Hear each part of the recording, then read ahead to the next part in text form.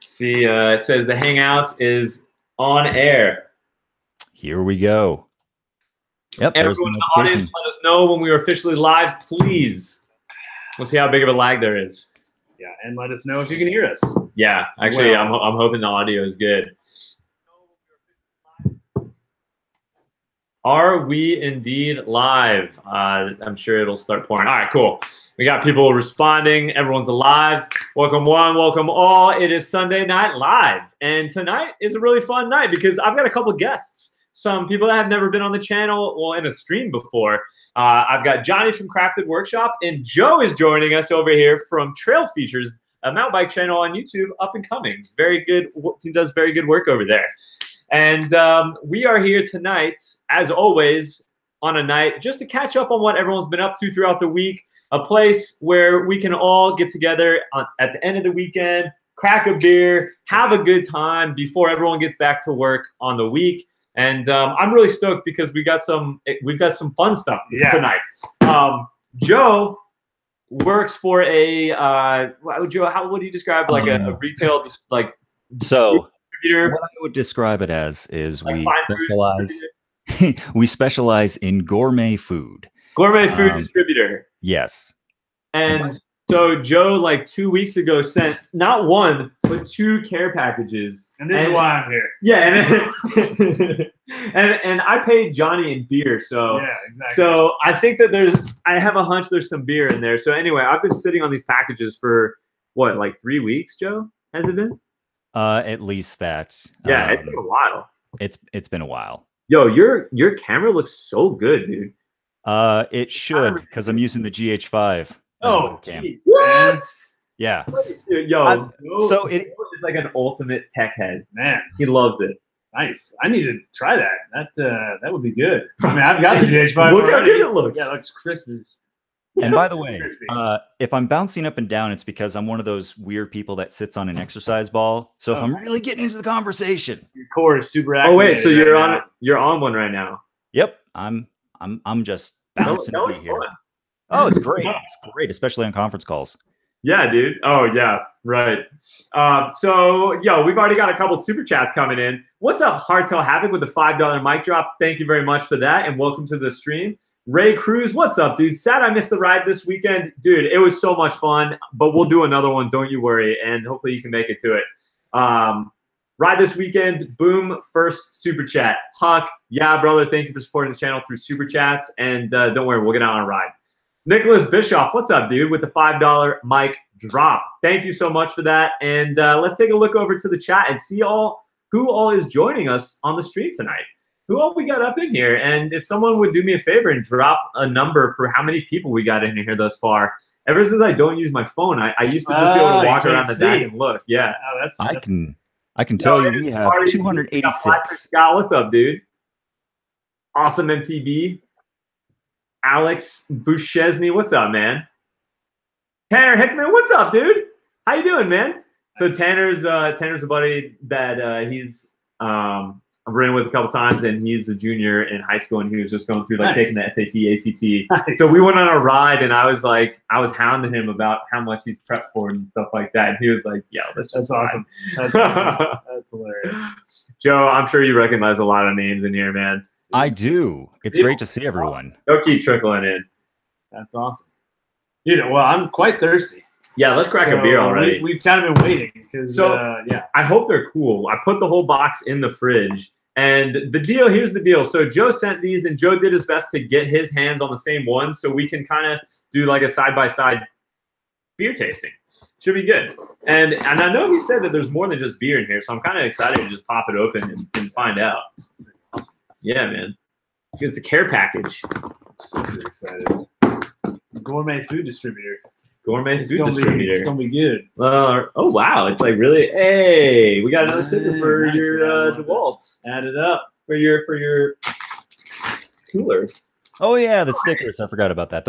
You were actually the first one to get the new stickers. I think I may have given some local riders some of the stickers though. Wait, is this a magnet? Magnets? This is a magnet. Yeah, it's freaking magnets. Dude, that's freaking rad. Let's keep those away from the computers. Wipe your hard drive real quick. Quick, go let them look at the browse history. And dude, these are so tiny. Ooh. Yeah, so those are perfect because you can stick them on your stem cap.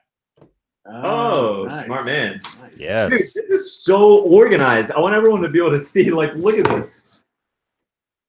I wanted to make sure everything made it. Right now. Are these all beers? What is this? It looks like that's a beer. Oh, no, there is non-alcoholic beverages there too. Nice. There are also non-alcoholic. Let's just kind of let's poke around a little bit. See what all we got in here. Yo, what up, Chris? Chris CXK, what's up, dude? Nice, dude. Ooh, ginger brew. That'll be good. Should brought some bourbon. That's what I was just thinking, dude. Yeah. Oh, yeah. So Johnny also drinks like a big into bourbon and whiskey.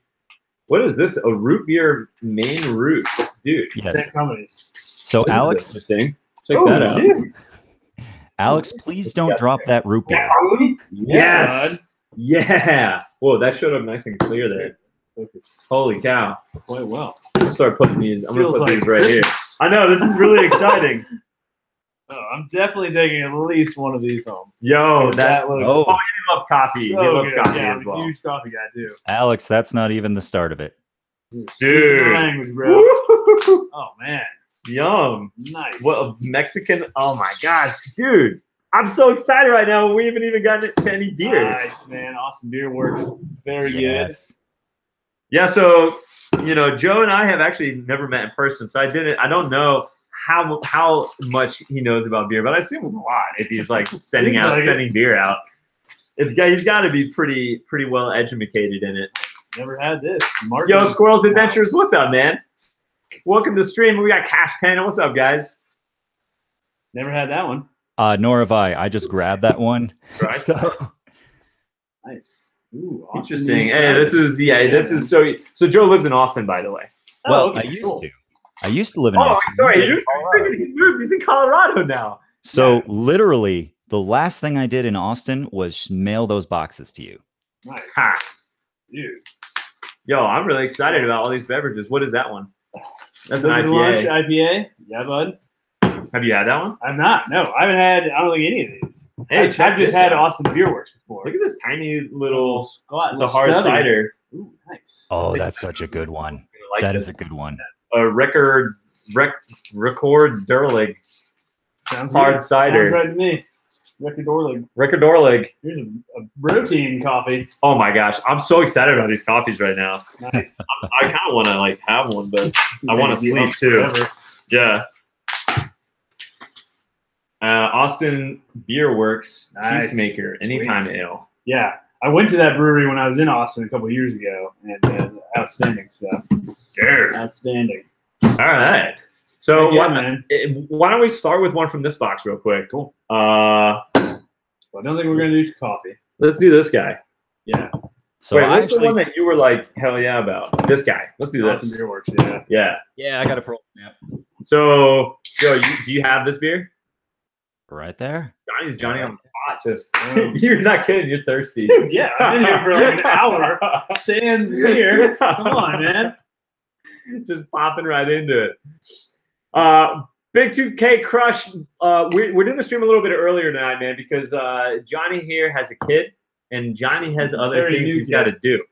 So I wanted to have Johnny on and treat him to some delicious beverages to thank him and just a little bit for all the hard work he's done. And, you know, another part of why we're here tonight is to talk about the van bed build that we both put out on our channels this week. Hey, guys, cheers. Cheers, man. Joe? Cheers, Joe. Thanks, dude. Yeah, dude. Thank you so much. Nice. Oh, that's yummy. Nice and crisp. Yeah. So imagine that you just finished like a 3-hour epic and you got back to the car, crack one of those ice cold. Oh, yeah.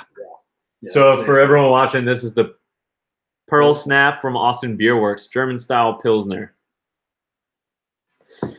So like I was saying, if anyone hasn't already seen, is the video, both of the videos are doing really well. I imagine most of you guys have seen them, but I'm still so excited about how the van bed turned out. too, and it's thanks to this guy. So if you haven't already checked out Crafted Workshop's channel, definitely do that. If you were stoked on the van bed in my channel and you haven't yet seen his, he's got a whole nother video on it that goes into a little bit more detail. Yeah. And we actually have already surpassed that and moved to the next phase. And I'm really excited to share that with you guys either this coming week or the week after that. So yeah, really, really epic things to come in the van. It's looking dialed. Yeah. It is like so close to, I mean, those are, I think all the biggest structures are done. You Yeah. know? Oh, for sure. Now it's just I'm doing little things details. like putting in hang board, like Yeah. rock wall things. Yeah. Yeah, we're starting to talk road trips and stuff. Yeah. That's how far along the van is. So really, really excited about it. I can't wait to go on the first one where I get to sleep overnight in the bed and like cook and stuff. It's gonna be It's awesome. gonna be awesome, man. Yo, Berms and Brews, what's up, man? That's a very apt name for tonight. Here's a brew on us. Your channel helped my wife and I get into mountain bike in Charlotte, North Carolina. Very cool. Always so excited to hear that. When you head this way, beers are on us. Hey, Berms and Brews, cheers to you, man. Thank you for being here on the stream, and thank you for the super chat. Charlotte's got a killer beer scene, man. Really? Oh yeah, they've got some really good Noda Brewing. Old Mecklenburg is like this super legit. You know so much. I thought I knew a lot about beer until I met you. Dude, I used to have a beer review channel back in the day. Beer review dude. Oh, really? Yeah. I'm so looking you're one that of up those right guys now. that had a channel before his channel, like Brian. I've had like three Brian with channels his. before my channel. What? My first thing was cigar reviews. That's how I got my job at a cigar company. That was in like high school, college. Are you serious? Yep. And then once I started working for the cigar company, I couldn't do cigar reviews anymore because it was like conflict of interest. Right. So I switched to beer reviews, which was already something I was super into. Yeah. And then quit that after a while and turned it to Crafted Magazine. Right. And then it was like dude then reviews. Yeah, it was all just like men's lifestyle kind of stuff. Yeah, and then it kind of morphed into Crafted Workshop. So for anyone that doesn't know, his Crafted Workshop is what it sounds like. It's a how do you call it? It's like woodworking, kind of general metal work making. too. So Yeah. he does like van builds and metal work. And I make stuff, and I make kind of pretty much weekly how-to videos on things I make. So So Joe, do you have any previous YouTube channels before Trail Features? Are you a closet YouTuber too? Kind of. So I started out with kind of a private YouTube channel, just to goof around. And it, you know, when I saw everyone else doing, you know, mountain bike stuff, I started getting into it myself. Because long story short, I grew up mountain biking in New Hampshire. And then I turned 16, and I moved to Colorado, and I stopped mountain biking. What? I know. I want to kick my own ass. Anyways, so moved to Colorado when I was 16. Eventually moved to Austin about 4 or 5 years ago, and I was getting in shape, and I wrecked my back. Absolutely wrecked it. L4, L5, S1. Compressed it because I was doing deadlifts, and instead of dropping the weight, I rolled my back. Ooh. And it sucks. I still got some sciatica from it, but and that's actually why I'm on the yoga ball, as some people have noticed. This is actually great, engages your core. Anyways, I needed a low impact sport to get back into after a year of PT, and I started biking. And it wasn't long before I started mountain biking. It wasn't long before I started getting more into mountain biking. And I have a background in video production. I worked at a production house. Yeah, no, I don't at all. I'm streaming with the You should see one of his videos. Yeah. I need to. I'm gonna subscribe right now. So, anyways, I'm not IFHT level, but I have friends in the industry who help me out. Yeah. Anyways, I saw you, Seth, Brian, everyone doing that stuff. I was like, well, that looks fun. So I took my personal channel and like squirreled it away, and then created a new channel, which became Trail Features. Yeah, and you made it public this time. Exactly. That's and cool. It's going pretty good. I never had a YouTube channel before my current YouTube channel. Yeah. Man, even Brian had one. He had a do you know this? He had a remote, like he reviewed wireless sprinkler systems. It's called the Wireless Garden. What? Yeah. Right? There's enough of them to like have a whole channel about it? That's crazy. Wow. And it's still out there. You can go find it. Dude, and he's like the go-to person. anyone that searches that specific thing finds Brian's first channel. Have you ever gone down the rabbit hole of like lawn mowing channels? No, there's that. They're unbelievably satisfying. I have somebody else mow my lawn. Like, I really don't care. But like these guys get crazy into it, show like all the different types of seed they use and these ridiculous mowers, like golf course type mowers for dudes like front yards. Oh god. And their lawns just it looks like a baseball field, like just perfect, awesome stripes and cross hatch and all that. So it's so satisfying to watch. I could see that, but I kind of have a beef about like lawn care and lawns in general. It's a complete waste of resources. It is. It is like such a big waste of water. Yeah. It's ridiculous. Like I think that everyone should just have like a garden there instead. Yeah, just dirt. Yeah. It's like seriously so much. I mean, like in places where like in California and stuff, you get a tax break if you just do a desert landscape. Like why is everyone not just doing AstroTurf? Yeah. Yeah, my buddy in Whittier has an AstroTurf lawn, and it's awesome actually because it's no maintenance. It's super comfortable to play on. Yeah, you just don't want to play soccer and slide tackle. No, you do not. You do not. Yeah, that's the worst. Soccer slide tackles. Yeah. Yo, we got Brian T up in here. Brian T is a regular. Brian, you're slacking. Brian normally has the very first and the very first last super chat, like without doubt. Nice. Like before the stream even starts, he gets on there. Yo, great to have you here, man. And yes, doing the beer sampler. Although this is not only beer, there are some coffees, some ciders, some like yummy drinks, like root beers and stuff. This isn't all beer, but yes, the beer sampler indeed. Christian Weston, what's up, man? Still don't have my bike back. Dude, that's such a bummer. Thankfully, it was insured. Going to get myself a new bike. The guy's bike's stolen. Like, really nice. Yeah, it's such a bummer, that dude. Sucks. And nice insurance covers that? If you have homeowner's insurance. Really? That's cool. I've had a bike covered under homeowners, yeah. Like, did he get stolen off of his car or out of his house? I think off the car. Wow. But still. That's good to know. Yeah. Yep. Sorry to hear that, man, but thank you so much for the super chat, and we'll definitely spend it wisely on beer. Thomas Essenbach, what's up, man? Screw it. I'm grabbing a beer. Cheers, fellas. Yes. Hey, let's pop another one so we can cheers him. I'm dry. You want to move the stuff we're not going to drink? So we let's do that. Countertop space. And keep in mind, there's a second box, Alex. Here. It's a little late for coffee. So that we got a whole nother box. Yeah, we got a whole nother box. Rochambeau back in there. All right, cool. IPA. Yes. Yeah. Word. All right. We're getting official. Stick with Austin City or Austin Beer Works. Let's do it. You got this one, all right, Joe? Oh yeah, I got that one. We got a cheers with Thomas. Thomas just grabbed a beer. We got to join him. I'm empty. So Johnny came prepared too. Johnny has a whole cooler of beer back here with some delicious stuff. Well, unfortunately, the technology is not there to zap an equal part to you, Joe. I'm sorry. That's fine. I have plenty. Yeah. All right. Cheers to Thomas. And cheers to you, Joe. Cheers, man. Pouring yours down there. Oh, you're just going straight from the can. Straight from the can. Harry English, thank you for that, my friend, with the mic drop. So let's go ahead so I want to see where everyone's checking in from, and I also want to check up on how many people we got in here. Where are you checking in from, and what are you drinking? We're drinking a Peacemaker anytime from Austin Beer Works. 59 likes. That's it, Burns and Brews. Come on, guys. Smash that like button. We're in here hanging out and enjoying it. Taylor Schwamberger, what's up, dude? Have a couple beers on me, brother. Taylor, hell yeah. Cheers to you, dude. Thank you for that. We got Utah and root beer.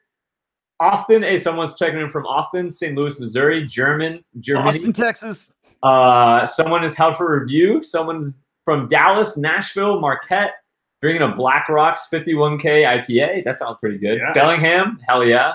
Springfield, Sweden, Wisconsin, Sweden, dude. Sweden wine. It's probably late. Classy. Nova Scotia, Canada. We got Kentucky, Mississippi, Grand Rapids, Michigan, Vegas, and water. Hey, I got some water right here too. Colorado Rapids or Colorado Springs. New Zealand. You'd be surprised how many people come in here from New Zealand, dude. Yo, Sean Herman, what's up, dude? Escaping Florida this weekend and riding Mountain Creek in New Jersey. Dude, that place is so much fun. You'll have a good time there. In New Jersey Thursday, if anyone happens to be riding or wants to as well, ping me if you want to ride. Yo, the message, the word is out there. Sean is out to ride. And I know that we've got some people in Jersey from over here. So if anyone wants to ride with him, hit him up at Mountain Creek. That place is super gnarly, man. So take it easy as you get used to it, for real. And thank you for that super chat. Yo, Jordan Dutton, what's up, man? I love the channel, bro. You're super inspiring. Warms my heart to hear things. I know. Like That's why, honestly, that's why we do this stuff. It is. To hear that, and like, you got me into mountain biking. Yeah, or woodworking or whatever you do content about. In my opinion, the more people on bikes, the better off the world is. Yeah. Because I know I'm a better person ever since I started riding bike. And I don't know what. Learn to make your own stuff. You know, you appreciate more self-sufficient, less disposable with your stuff. Dude, that's actually a super valid point. I should learn to make one thing. You should. You need a toolkit in your van. I do. I have. Well, I've got everything I need for the bike toolkit, but I need some quick little power. Oh, hey! Speaking of which, I went to go tighten one of the mounts. I don't have that screw. Oh, the T20. Yeah. How am I going to do that? Gotta get a little screw set. You forced me to go buy one. Yeah, a little bit set. Yeah, man. That's funny. Jordan also said, I would love to be a patron of you, Seth and Brian, right now. I'm in college. Bro, come on. Not even a problem. Thank you for the super chat, though, man. Hopefully someday soon I'll be about it. Live free, ride hard, and get stoked. Dude, no one knows better what it is to be a struggling college student than me. I'm sure you know, though. Oh, yeah. Joe knows. Oh, yeah. It's not easy. My wife went to grad school. That's oh, God, that's even worse. Yeah, I only did undergrad. But, yo, trust me, I feel you. So no hurry. It's just as good being here in the stream, man. I appreciate it. So what do you think about this beer? It's good, man. Super drinkable. It is. It's very drinkable. Crushing these because they're, light and refreshing. Yeah. So far, we're definitely doing a slow ramp up. You know what I mean? Yes. So there's a beer in the second box that is my personal all-time favorite beer, and I've been to Germany. Well, we got to do that now. So should we open the box? I think it's second time. Go for it. There's some great stuff in there. I didn't ask you, how long can you hang? Like, what's your time frame here? Sometimes, depending on how the stream goes, we've gone to midnight before. I won't be here that long. I can retire and you can keep going. I'm just kidding. Well, yeah. What about you, Joe? I work from home now, so as long as I can slump my way to my desk. I just need to drive home. That's the thing that sucks the most, and it's like a 40-minute drive. Yeah. All right. You'll definitely want to drink this beer next if you want time to kind of settle in, because it's a hefty IPA, but it's the best IPA you'll probably ever have. It's a smash IPA, but it's an IPA for someone who doesn't like IPAs. Oh, I kind of want to have Seth try it. Yeah. Do you know what a smash is? I don't. Single malt and single hop. Interesting. Whoa, there's all sorts of yeah. Yo, I want some of this stuff. There's like all sorts of stuff snack in there. On. Oh, baby, Epic bars. Those are so. You ever had those? No, I'm gonna eat one right now. Oh, you're in for a treat. Yo, there's all sorts of stuff in here, dude. What's going on? Oh, man. Oh my gosh. Oh, dog food. Yeah, that's Yo, Drama's got some way too treats. good. What is this? Can I eat this right now? Oh yeah, they're delicious. I'm gonna eat this right now. You never had one of these? No. What? It's got a cow on the front. So it's like all meat. Oh, that's a good one. The beef one. Yeah. Bison with the bacon and cranberry. cranberry. Oh, you got a bison one? Oh, the bison. The bison with the cranberries is my favorite. Yeah, have this. You had this? Yeah. Yeah, that's the best for sure. Yo, that's perfect. So like a full meal tonight. Put a good base. Yeah. This one doesn't open. Okay. You can do it. Yummy. So what's the deal with these? Are these like no preservatives or like? They're extremely good for you. Oh wow, they're actually super grass fed. Yeah. No nitrates. Yo, so this is what I eat when I'm riding. Now they're super expensive. I was gonna say, how much do these cost? Like $2 to $3. Yeah, 2 to 3 arms and legs. I mean, you get $3 for this. Not bad. I mean, we were eating. You ate an RX bar last week in my house. That's the same price as those. That's why I've never bought those. They're good. Good help, bro. That's true. Good thing there's a bunch of RX bars in there too. Really? Oh my God. Oh, Joe, look at this. Oh baby. Joe. Oh, Quebec. You're the man. Today is awesome. Dude, man, coffee beans. Oh yeah, that's a great brand. I was kind of disappointed they didn't have any Guatemala. That's my favorite bean. I knew you'd like that. I love coffee, dude. I love coffee so much. But come in my house. What is that one? This blend looks like Spicewood. Oh, this is so much fun. This is great. Now we get to split all this, right? I take one half. Yeah, dude, you got. Whoa, you're not kidding. There's some big boys in here. Yeah. Oh yeah. Dude, Joe, thank you so much, man. This is insane. No problem, man. I sent Brian one. So the original premise was we have this room where companies that make the product will sometimes send us samples to, beer, to try out. But it's cheaper to send a whole pallet of product versus like one small box. So we have tons of stuff, and it's like a donation room. A bunch of the stuff goes to good causes, and you can just go in and take what you want. So you just raided that place. Yeah. What's that? You guys hiring part-time? No. And you have to. I had a special case. The company is headquartered in Austin, and they allowed me to work remotely. Nice, man. So that's killer. I was gonna put together like a fun grab bag with like random stuff that's like, oh gosh, because we get everything. Yes, those. Oh, free, dude. They're gluten free, but they're the best gluten free you'll have. I mean, the van you don't want to come back to my open. house. Wake up in the morning and make some brownies. Dude, Alex, can you bake? Ooh, yes. Yo, can you bake in the van, or like, are you gonna do like a solar oven or anything like that? I do not think I can bake in the van, but I've made cake over a campfire before. It's not Yeah, there you go. Especially a Dutch oven. Yes. Huh? Like a Dutch oven. Yeah, exactly. A little dry rub. Yo, Big hell dry yeah. rub guy. Oh, the salt lick. It's like is a really good cook, actually. When it comes to like cooking the meat, Johnny kills it. There should be. You know what I remember we didn't do the other day, dude? Huh. You were gonna show me the pressure cooker, and we didn't do that. Oh, did I send you the recipe that I saw on the Bon Appetit channel? No. I don't think so. So for anyone wondering, those bars that we were talking about, the RX bars, They're so good. These, and it's just like, they're really simple, and they show you exactly what's in them, right on the front. Super awesome. And I will say I had one at Johnny's for the first time ever, and it was really yummy. Super good. Has anyone else had these before? Yo, we got no front brakes up in here. What's up, dude? Woo! Eric representing Austin. What is up, Eric? Yo, I'm stoked about these things right here. As you should be. Woo, yum, more. Oh, what is this one? It's got almonds, cashews, dates, and ooh. And this one's got almonds, cashews, dates, and egg whites. These are the same. They're so good. Yeah, coconut chocolate. That was my favorite. Coconut chocolate? Where's the coconut and chocolate? Oh, no, that's the flavor. Flavor's at the bottom. Oh, like the main ingredient. This is blueberry. Okay. Oh my gosh, yum. You want one? Nah. He wants to get to the beer. I had a full dinner. The beer. Had some Chinese. Yo, we went to Blue Mountain Brewery on the Blue Mountain. Oh, that's a big one. Blue Mountain Pizza? Yeah, Blue Mountain Pizza on the way back from our ride today at Big Ivy. Oh, nice. Yo, what is that? This is that? One, the Yellow Rose. That is my favorite. All right, we'll pop it. Period. I didn't even look at these ones yet. Favorite beer, period. I got you. Yes. Joe, do you have this on you? Yes. Oh, yes. I have one left. More than one. Yo, we had a couple of super chats drop in here.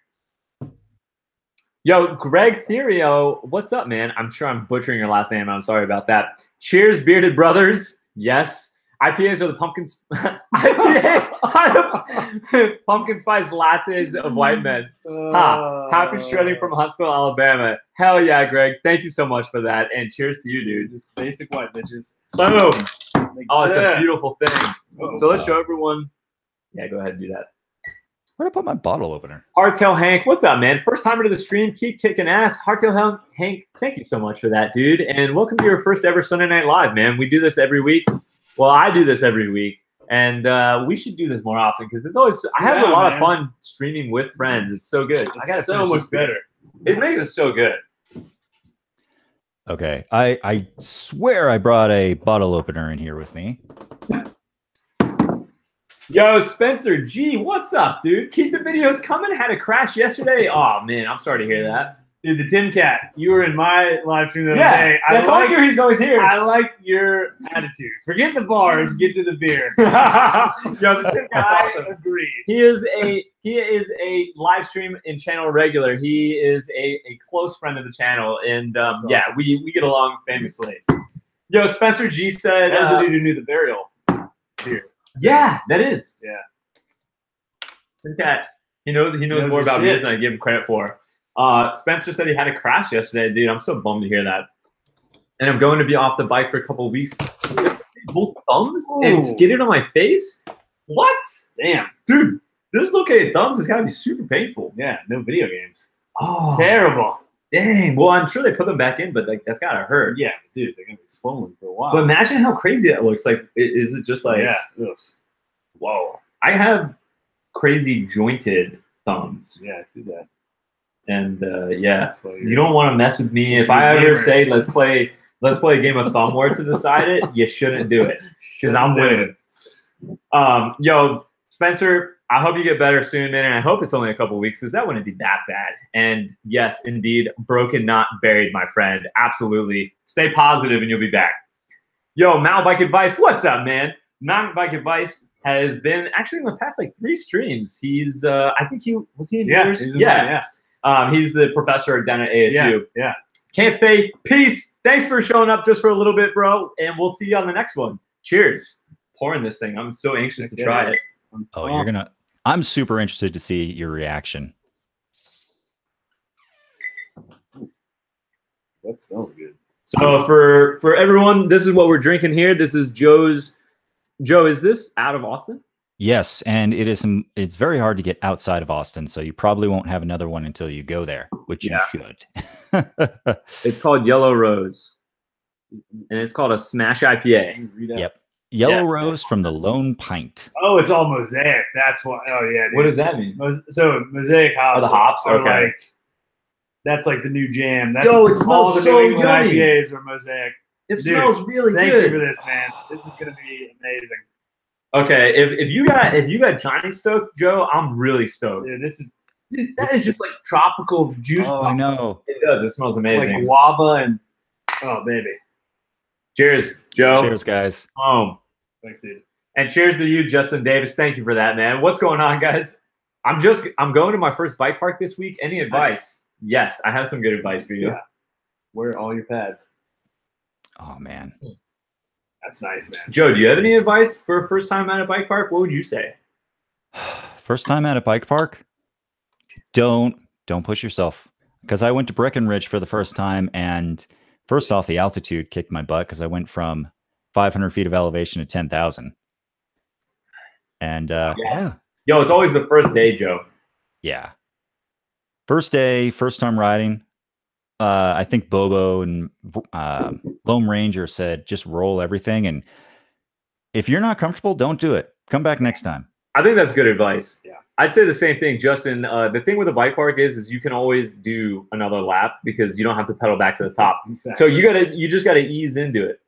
So take your time. When I go to a bike park for the first time, I often just run.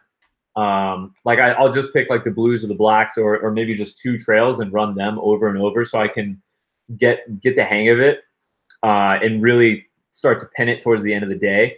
But the thing is if you just jump into it like it's a trail ride where you just have one downhill that you've worked for and you want to get the most out of it, you're probably going to get hurt because you're going to get caught off guard. Yeah. And some more, like if you get more detailed into, or if you want some like deeper advice, I would say, once you do start getting comfortable, you'll learn that you can trust the downhill trails more because they're very, very purpose built. And if you have a lot of speed, you're meant to have a lot of speed.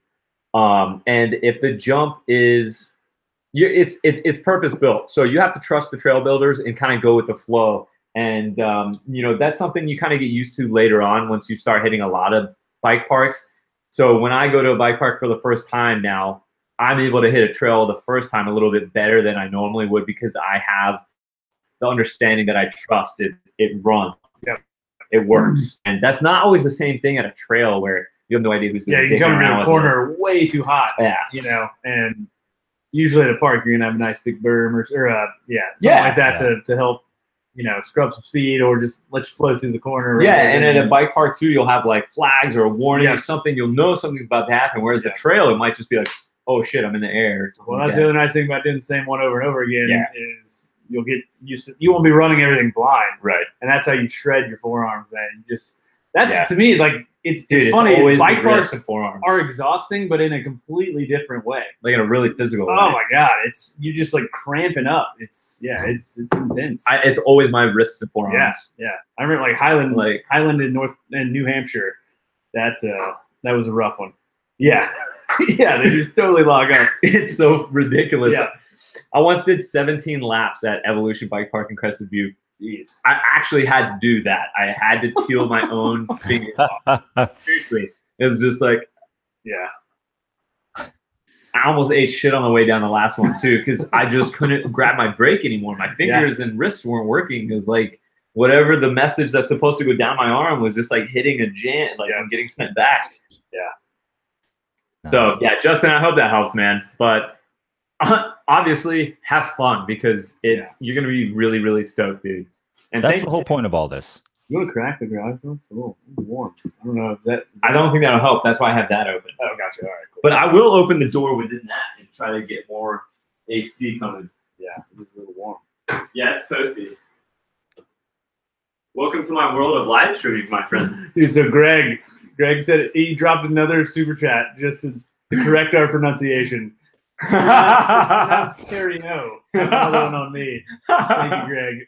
You gotta love the that's dedication. Yeah, seriously, the guys that get on you for the grammar.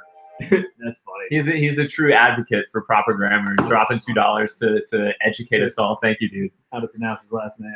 Jim, what's up, man? Digging the van bed build. Tell him, hey, that's music to his ears. Yeah, appreciate it. Looks mad sturdy and smash ready. It's definitely smash ready. It's got to be ready for those extracurriculars, Jim. Come on, dude. Ready. How many people do you think I could fit up in there? Fit or hold? I mean, that's.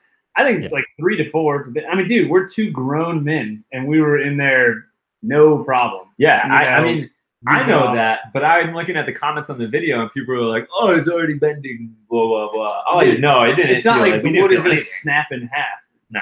I mean, wood bends. It does that naturally. Yeah. That's okay. Yeah, I wasn't worried. Yeah, I mean, especially now that we've added those cross supports, I think it's super sturdy. I wouldn't have like 5 people sitting on the front edge because there's no support there above the countertop. So, but like across like the middle, if everybody is laying in the bed, you'll be good. Sweet. There's a support. There's support right in the middle, right where all the force is going to be. Can I get you to put this in writing? No, I guarantee. No, you're fully liable. You're fully liable. This is my verbal. No, this isn't for me. It's for the participants. Yeah, I swear. Just have them sign a waiver. It'll work. Just have them sign a waiver. I mean, it's only like a 3 feet fall. It's not exactly like life. I don't know what's going to be underneath that though. Bikes. Storage. If it's wheels and it's rubber, it won't fit. Yeah. Joe, what'd you think, dude? What's that? What'd you think of that bed? I think the bed is very well made. I do have a question though. Yeah. For Johnny and you, and I'm trying not to be a bummer because my question is, and I'm not hoping it happens at all. If you get into like a crash, is that bed gonna go boom? Yeah. Okay. It's locked in. So it's got stops on the front. It's also got a barrel bolt at each edge. Okay. It's got a barrel bolt even when it's down, Joe, not just when it's up. It's locked There's 4 total barrel bolts. And what we've decided is that it's actually way sturdier. The better position is going to be couch mode because both the mattress and the back kind of half of the bed are then jammed up against the roof. And then the front platform, the front half, is locked in with those barrel bolts with all the kind of force of the mattress pushing against it. So there's no way they're going to slide out. I mean, barrel bolts kind of lock into place anyway. They've been locking really good now. Yeah. Once you get the pressure against Yeah. it. Yeah. So I think, I mean, in couch mode, I think ain't going anywhere. Yeah. It's definitely something. So everything that we've been building, Joe, we think about that. For sure. And we talk about, you know, what if I get in a wreck? Oh, it's Like, all for potential instance, projectiles. I still need to secure the fridge. I keep forgetting about Oh, yeah, because it's yeah. going everywhere. It's heavy as shit. Yeah. I mean, like that Husky cabinet we put in. That thing ain't going. Dude. If the car Like, experiences like frame damage, Yeah, it that could be thing's like gonna be fine. T-boned by an 18-wheeler right there, and it would like stop the 18-wheeler because that thing is just ridiculously overkill. It's a bolted. part of the vehicle now. Yeah, It's just a part of the car. It really is. And the same with the trays in the back. Those things. Yep. The whole floor would come out before one of those things moved. Well, like typical woodworker, I tend to over-engineer everything, and so yeah, everything is sturdier than it needs to be. I mean, Oh, and the desk. Forget about it. The desk. Oh is- yeah, the desk is not coming up. It's peeling something up with it if it flies out. exactly. And it doesn't even have mass to it, so it can't peel anything up. Like Yeah. we went before we put the pole in there. Johnny laid on the desk and it was Oh, still yeah. fine. Even And then we without the still pole. put a metal pole Yeah. down below it. Yeah. So Yeah. like I sit on that thing all the time. I sit on the Husky desk in that more than I sit in the captain seat chair and the shotgun chair. So you know how with racing cars, they'll put like roll cages in for safety, but also to really stiffen up the chassis. I almost wonder, Johnny, if you've like accidentally created like a roll cage made of wood. Yeah, with the burring strips. I mean, Actually, yeah. Somebody actually commented on that. Was that you? And if the or- bed is in the up position, it is a roll Yeah, cage. well, and like even the furring strips you guys added, all those wood pieces like fastened directly to the sheet metal Yeah. of like the bed wall or the van Makes it walls. stronger. Yeah, it's gonna add like lateral rigidity. But like when the bed is in couch mode, Oh, it's yeah. like so. Joe, when you see it, you'll know it's like I push it back and it just smushes up Yeah. in there against the ceiling, and it's it's resting on these two things that are attached to the wall on furring strips. Yeah. Two support pieces. So it's wedged between the ceiling and that, and then up front it's got the barrel bolts. Yeah. It's like it's so in there. Because that's the nice thing about the mattress. It wants to move because it's being folded in half, but instead it kind of compresses up against the van roof. And that's just perfect because it keeps everything in place, including the mattress, because that's kind of floppy and it's not really secured in any way directly, but just with all of the, kind of compression that the mattress is seeing, it's really, really secure. Like things We're pretty worked stoked out. on it. Yeah, things worked out so well, honestly. It Yeah. was, It was, Well, I look at, you got Seth, you got Johnny, you got Alex, who's going to be driving the thing. There's a lot of OCD there, like obsessing over these details. I can imagine the conversations over beer and like back in the napkin. Wait, where's the OCD coming from? Who? this guy right here. Dude, every step of the way, it's like we're measuring things like 47 times. You're just gonna out It's me on a like- stream like this, huh? Do you think the desk should be like 31 or 31 and a quarter high? Is the grain going the right way, guys? Let's look at the grain for a second. Chair. I think 31 and a quarter, maybe 31 and a half. I'm like, dude, it's a freaking quarter of an inch. And you're holding the Yeah, I'm like, desktop, hold you're the like- freaking desktop. He's like, lower it again. I'll raise it back up real quick. Yeah. That is awesome. That is And it's like, awesome. I gotta sit in this chair and work at this desk like sometimes 12 hours a day. Yeah, It like- needs to be Look perfect. how many Starbucks working with non-ideal desk heights. Oh, they all suck. I know. But like I'm saying, Yeah, Whatever. so basically yeah. what I'm getting at, Joe, is there's actually only one person that's like really detail oriented, and that's me. Both Johnny and Seth are just like, let's get this done. Yeah, Let's man. go. I have a pretty good understanding of how it's gonna work. Let's start. I'm like, have you guys thought about this, and this? And We're like, and they're yeah, like, we yes, have- yes. What was the humidity when you installed this? What was it? Was it 50%? Should have waited till 40%.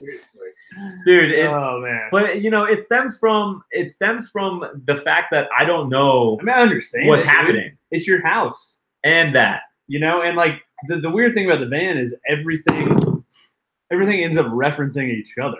So like once you've got the Husky cabinet in, then the desk is built off of that, and then that's the limiting factor on the bed, that's true. and then that's the limiting factor on the bike garage. So like literally, we got lucky as hell because we just trying to put those things in. Yeah, the one Husky cabinet was, it turned out like the cornerstone piece of the van. Yo, if it was, and it was just a perfect. couple inches Yeah, longer, seriously, nothing man. would have worked. Seriously, yeah. That was just the best placement. We didn't really. That Husky cabinet went in because Seth and I were walking through a Home Depot, and I was walking by, I went like this, like just along the cabinet, and Seth goes, "Wait a second." Yes. He's like, "Dude, why can't you just put this in your van? We can't make anything like this." The locking functionality was like the real critical clutch thing. Yeah, and then we were like, well, because there was this one that's right here. This is the one that was in the store that I looked at, and this one was too wide. But Seth already had the same model, just a little bit narrower, as like last year's model. So I bought that from Seth. Gave me that, and I bought him this one. Yeah, and we just put his in there, his old one in there, the one that he had just gotten for the Hack Shack. So it worked out pretty well, but we didn't know how any of the rest of the van was going to go. Yeah. So it was just kind of like, it was just like dumb luck that length worked. Yeah. And we didn't even know about the desk. We just took two stair ends and put them together, and we're like, okay, that length is okay. Stair treads, yeah. We got double lucky. Dude, we got 1,000 times lucky. The van really came together in a way that was almost like just divine guidance, you know? It was like every part of it too. Every part of it was like, oh, that works really well. It's like after we installed these bike trays, it was like the clearance for your seat after adding the gap under the tray, it was like 1/8 of an inch, 1/4 of an inch. It was like because we had to add another 1/2 inch, Joe, after we had measured everything, and then it still fit just like this much. Oh, it was just like, you gotta love it. You gotta love those happy little accidents. oh yeah. And I thought that we were gonna make another tray, and then once we actually dry fit the first one with 3 bikes in, and we're like, man, there's not much room for the second tray. I thought the second tray was gonna be really big. Also, I understand not a lot of people know what I'm talking about because not a lot of people know about this. Yeah. But so then Johnny had already made a duplicate of the first tray, and I was like, wait a second, that looks like, and I pulled the other tray and I came in, I dropped it, and it just goes like literally to the, like we didn't have a 1/4 inch to spare between the wheel well and the side of the tray slides. It's just like perfect. Yeah. That's awesome. Ridiculous. It's given us a lot of extra time for Rocket League for sure. Yeah. All these. We hopped in on the Mario Tennis. That's true. That's true. That's the new one. Joe, do you play video games? Oh yeah. I play a lot of video games. When I was in Colorado, that's what I was doing. Instead of mountain biking. There. What do you play? Oh man, I've been playing PUBG lately, which a lot of people have commented on my radio voice. And whenever I get on the, we all know you got a radio voice, bro. I know a lot of people told me I need to do voiceovers, but we'll see. I go into PUBG and I start talking, and immediately everyone just wants me to say things, and I'm like, oh, no, not saying that, no. But Battlefield, Battlefields. I'm stoked about the new Battlefield, but. Yeah. I saw that you got a Nintendo Switch, and I was a huge Nintendo fanboy back in the day, and Zelda was my jam. Yeah, I'm really excited about that. Man. I do not have a Switch. I don't have any gaming consoles. I have my PC, which I try to not install games on it. Dude, the Switch is the most worthwhile, like $300 I've spent in a long time. Like Zelda alone is almost worth the Switch. It's like 300 hours. Yeah, it's ridiculous. But then like Mario Odyssey is amazing. It's like, the old school Mario 64, but like those are the 2 games. Current day. Yep. But then you've got Rocket League, which is ported to Switch, which is awesome. Mario Tennis, which is the new one. Mario Kart, of course. And then it kind of drops off. They're still a little bit early in their life cycle. Yeah, but dude, come on, Smash is coming out later this year. Man, come on. I couldn't do Smash Brothers. I just everything's flying around so much. I'm just like, oh no. It's so much fun. What are you talking about? You play PUBG. Yeah, seriously. You Bro, play all these I'm not good at it. grenades, rocket launchers, and bullets flying around. That's different. That's different. I grew up on that stuff. I played Counter-Strike when it was in beta. Oh, you want to talk about That hectic. explains. That Yeah, explains. yeah. You want to talk about hectic and pointless? You See, just I dying to never- respawn. I never did Counter-Strike. Dude, It's tough. It's I'm crazy. much more of an RPG guy. At the end of the day, that's what I love. I You want a story, love Skyrim. dude? I Skyrim love great. the new Zelda. I mean, God of War, I guess I wouldn't consider an RPG. That's definitely not an RPG. The new one was kind of RPG-ish. Really? It was much more open world, upgrading your stuff. It was good. Yeah. It was good. It was weird because he had a son. Yeah, no, I know And that. I bought the game the day I had our kid. It was like, Ooh, It's that's a little weird. Weird. It Yeah. was like playing God of War while watching my one-day-old. It was Weird to say one day. I know. Boy, I am hungry. Like 3 months. He said, no, 10 weeks. 10 weeks. Tomorrow. 2.5 months. Yeah. Do you guys want to crack another beer? Let's do it, man. Wait, else- other yeah, big I'm boys kind of are curious in what here? else in here. Let's Actually, here, I'm gonna let you dig into that while I catch us up on super yeah, chats you do here. it, man. You do your. Yo, we got my boy Blue up in here. Blue, I feel like I haven't seen you in a while, man. What's up, dude? Blue Maldonado, it is my boy, for real. He said, "What's up, fellas? The band is looking awesome. Great work, Blue. Thanks, man. Thank you for that, and thank you for the super chat. Thank you for being here, dude. It's always so good to see you. Yo, is that a barbecue sauce? Yeah. So, Alex, have you ever heard of the Salt Lick? Yeah, no, I do. I got them at Aldi. They're on sale. Yeah. Some discount meat. Some discount meat. Milk steak. Josh Litton, what's up, my brother? Loving the live stream. Currently watching in my tent. Dude, that's so sick. He's watching from his tent. Nice. The thunderstorm to pass. What's next? Hey, man. First off, that's a pretty sweet spot to be. Being in a tent during a thunderstorm. What is that? This looks awesome. That is when the van is done and you need to really celebrate. That's for like a big time celebration. Yeah, that's a good one. That is, it's very heavy, but it's good. Like, have you ever had a Chimay? Oh yeah. Oh, it's a double. That's why. Let's drink it right now, man. We're celebrating, I bud. know. I'm celebrating. I'm like almost ready to get back on the The road. van build is closing down. It is. I'm doing like nitty gritty stuff now. Organization. You guys can't see it in the stream right now, but I've actually got all of my belongings right there on the ground, and it's like they're everywhere in the hack shack while Seth is away in Whistler. And I'm going through the process of like getting rid of, going through the process that you got to do every now and then, just getting rid of stuff that you've accumulated that you don't need. And you gonna spill it everywhere?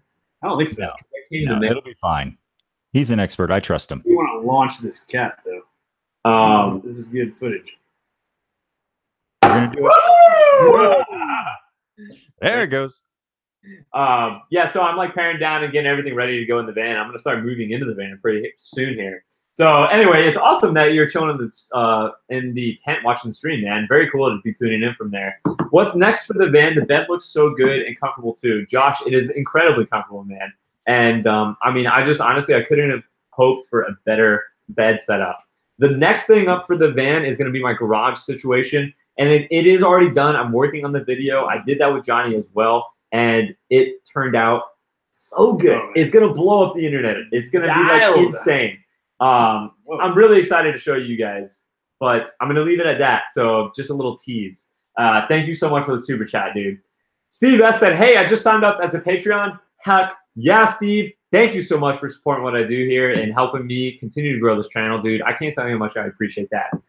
I'm from Australia or is that Austin? It's probably Austin. And just trying to find a way, Australia, to send some Aussie craft beers. Not easy to send overseas. Love your channels. Do you know some good Australian? Oh, dude, yeah. Well, so what's funny is a lot of these pop varietals that we're loving are coming from like New Zealand and Australia. Really? Yeah. Yeah. I would have never guessed that Oscar from Blues, Australia, at least. Yeah, that Oscar Blues Blue Dream is, I think, all New Zealand hops. No shit. So that region of the world definitely grows. Yo, we gotta find a way for Steve to get some Yeah, beers over here. We'll cover the shipping. If Yeah, you, for sure. I would definitely throw do it in that, a dude. box. Absolutely. If you Awesome. package it up as well as Joe did here, Hell yeah. like I definitely trust that. But Steve, thank you so much, man, and thank you for signing up for Patreon again. That's amazing. The Tim Cat said, can't stay. Time for a Dos Equis and a burrito. Oh, I'm so hungry right now. Burrito sounds good. Live free, ride hard, get stoked. Tim Cat, we'll see you on the next one. Squirrels Adventures. Yo, He's throwing down some OG shit right here. Battletoads and Street Fighter. Man. Did you ever play Battletoads? Yes. Dude, Battletoads is so fun. That's like the Reddit thing. Have you heard about the Battletoads thing on Reddit? So Battletoads like is so 4chan, good. Like, I don't know what happened, but they had like a whole campaign to just call your local game stop and activate. And so like millions of people were calling their games. Oh my god! And so like some games, you can't find Battletoads anywhere. It's guys. like collectible. And so like some GameStops like had to change their recording on their machine to say we do not have Battletoads. No Yeah. Have you ever played it? I don't think I have actually. My friend has it. We played it. Yeah. We played it in high school. That's It's like funny, man. it's so fun. It's one of those games where you can harm the person you're playing with. Oh, So you just end up Friendly doing. fire? You just end up Yeah, fighting. Yeah, it's like why Street not? Fighter 2 Double Dragons 2. You know where you can play in game mode where you beat each other up and throw each other So off the good. ledge. Yeah, so good. it's really good. Squirrel's Adventures showing his knowledge. Super cool. Also, Contra, yes.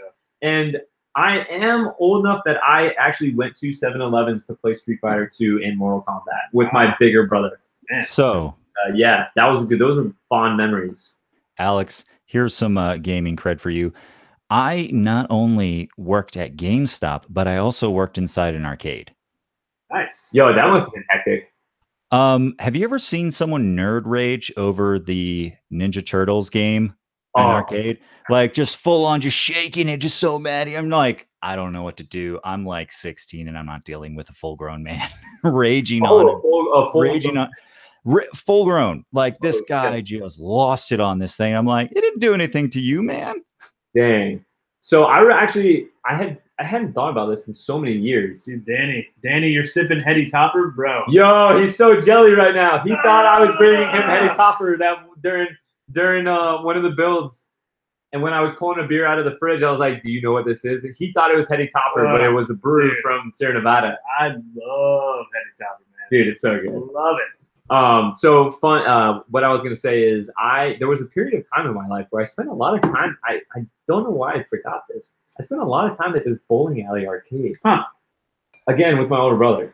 I feel like we're only like a year apart, but I feel like I missed a lot of that stuff. I don't know why. Like I feel like we didn't have a lot of those. It's probably where you were growing up. Yeah. I mean, well, see, when I was that age, we played a lot of DDR. With Dance Dance. Yeah, I mean, I think so I missed that. Yeah, and see that was I like had gone into soccer, and I classic. was like, yeah. Did you play it with the really baggy cargo pants and like the chained wallet? No, I never owned a pair. My mom, which I honestly appreciate. Yeah, it's probably a good thing. So you don't have the photo. All evidence. my '90s photos are not ruined with Jinkos. But yeah, they're probably No, they're still around. Actually, I had this conversation with someone, but I bet they're like collectibles if you had some and you hadn't worn them. DDR at the arcade was DDR because like we had it for like the PlayStation at home, but the stupid like home mat was so crappy compared to it slid everywhere. Yeah. That's one of those games that's like it's meant to be played in public so you can show off. Yeah, dude. Yeah. I mean there were some like god level DDR people out there. Oh, I know. I mean, just nuts. I was never good at it. I was okay. So this beer that we're drinking right now, fellas, ladies and gents, is called Dancing Monks. Check that out. That looks super badass. Why don't we have our first sip here, buddy? Yeah, bud. Cheers.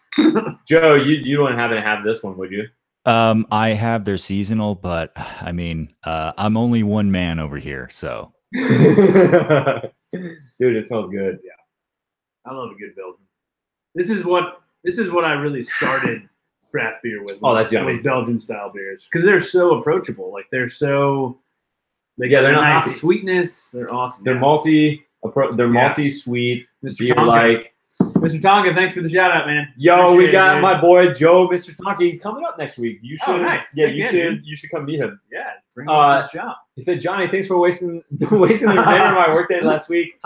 Binge watching after your live stream. I actually had a couple people from the channel be like, yo, I went and binge watched Crafting Workshop. I appreciate it, man. Super cool.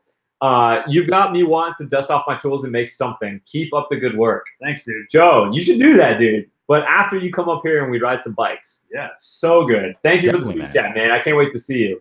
And he looks like he's been progressing. I've seen his where are y'all Instagram. riding? Is that you going to Virginia or something? Yeah, I think we might go to Virginia or something.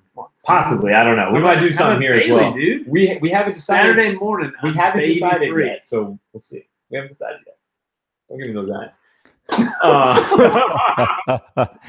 So I missed one. I missed my boy Kev Reactive Mountain Biking. What's up, dude? He said, "What's up, my brother? PT is going awesome. Broken, not buried." So glad to hear that. I know you're going to be on the bike very soon. Kev is recovering from an injury at the moment. Early season injury, but good news is he'll be back on the bike before the season is over, which is great. Yo, this Big Diesel, what's up, dude? I told you I wouldn't forget your name. I met him today. Nice. He came out. He came over to Blue Mountain Pizza and introduced himself with his wife. I can't remember your wife's name. I'm sorry, but I'm pretty sure your name is Justin, I think. But I remember Big Diesel. So he used to do triathlons, and he's like an insanely fit. Like he must be 6'5".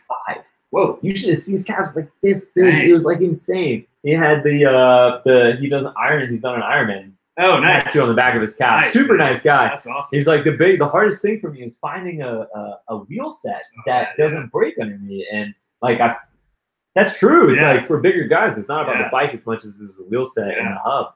So super nice guy, man. It was great to meet you too, and thank you for the super chat, dude. Hell yeah.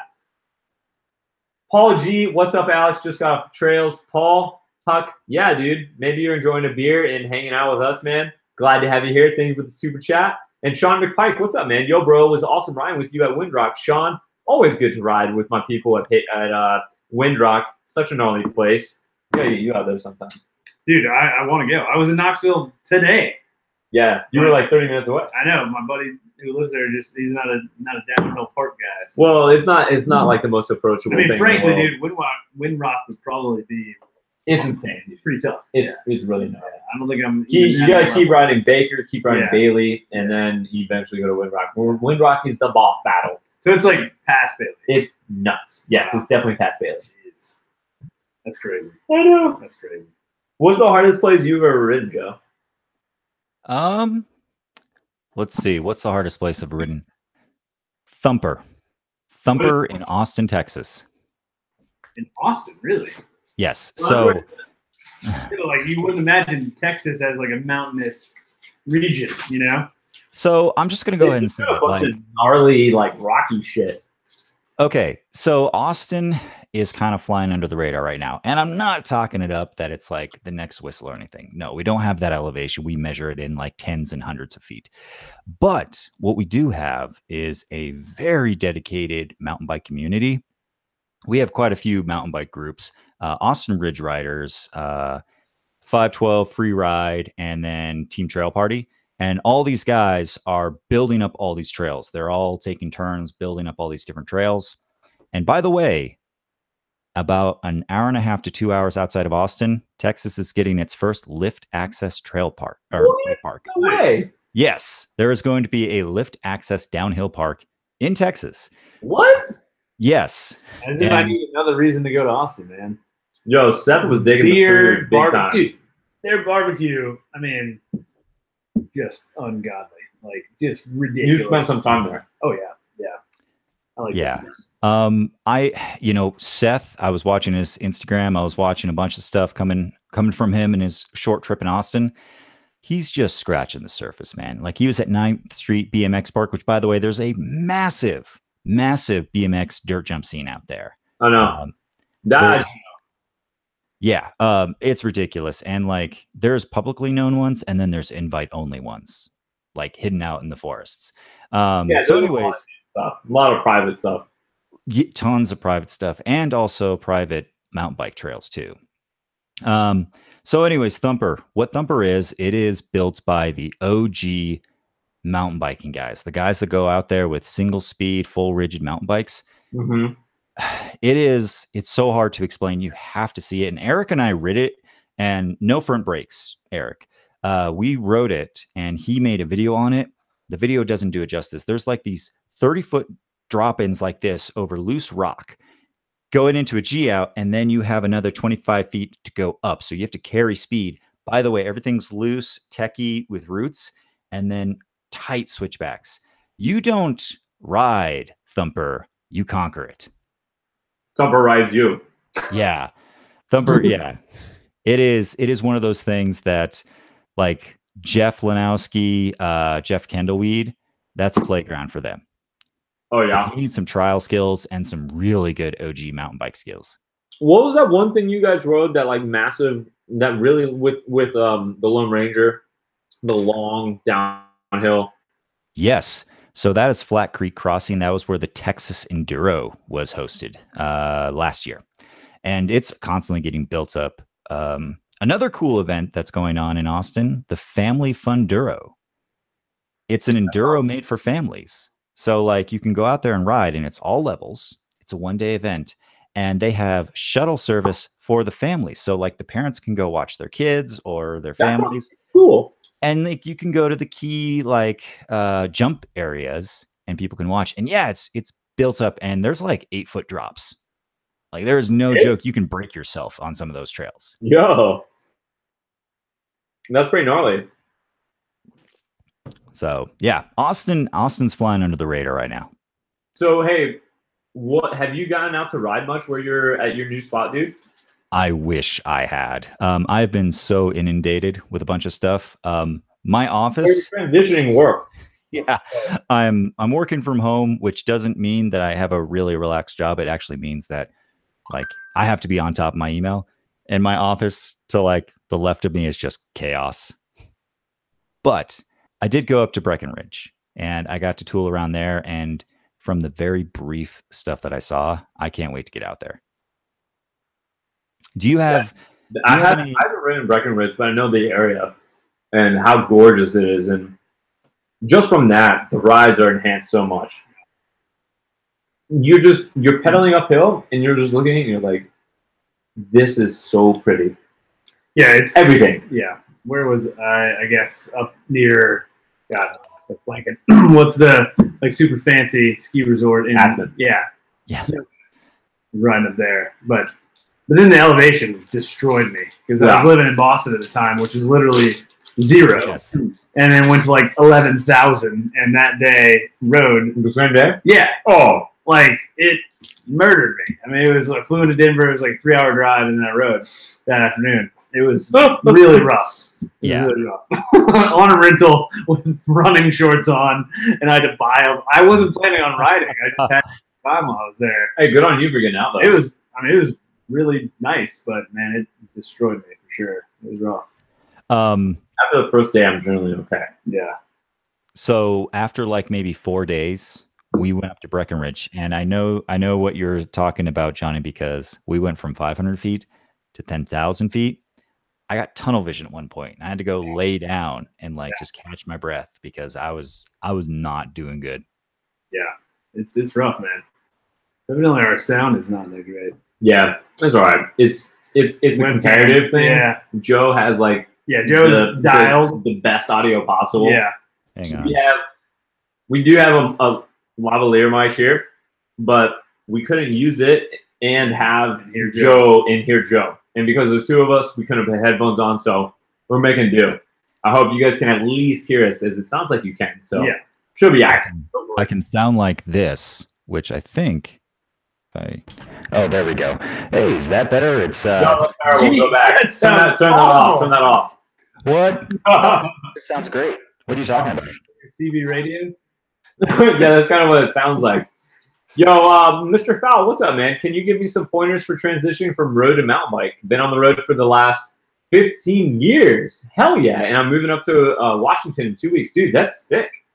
Transitioning from road biking to mountain biking. That's a tough one because I was never a road biker. You were a road biker, weren't you? Yeah, but I was always going to mountain before. I don't know. I mean, I would just say take it slowly and, start with cross-country trails. Don't, go hit a downhill park first thing. It's all about bike handling skills. And to me, you need it a lot more with mountain biking than with road. Because with road, you're very rarely going to have to do anything where you even lift a tire off the ground. Right. You know, whereas with mountain biking, there's lots of stuff that you got to kind of jump over or whatever. Yeah, you're going to have to wrap your mind around what a mountain bike can do compared to a road bike. A road, they're so different. And especially if you're going full suspension. Yeah. Because then there's all kinds of like weird physics. The bike can do so many things, and it's really hard to get to the level where you're actually pushing your bike. Most of the time, you're the thing holding the bike back because the bikes are so capable these days. So I think coming from a road bike, it's going to be hard to understand exactly what this bike can do. You got big tires, you got big suspension, you got a different geometry, you got this new position on the bike. Yeah. So I'd say just like feel it out. What you're going to be good at is like cardio. No, climbing. Yeah. Road bikers have such good cadence that they tend to be really good at techie climbs because they have like the right weight distribution and they can keep the cadence on the pedals going and get up some really difficult climbs. Yeah. So you're probably going to be good at that. If I can add to that. What I would say, and this is kind of like going back to like what are some good skills to learn. One of the things that I think a lot of people don't spend enough time on, and this really helped me, was slow speed skill. Learning to do a track stand, because when you're going up a techie climb, sometimes you stall out, and it's amazing what you can do when you just put the power down, but you need that couple of seconds to like get your front wheel aimed the way you want, figure out your line, and then start going. And then just going through corners. I mean, like, it's easy to go fast on flow, but going slow usually trips a lot of people up. Yeah, but then you get then you hit a tough turn and it's all of a sudden gone, everything.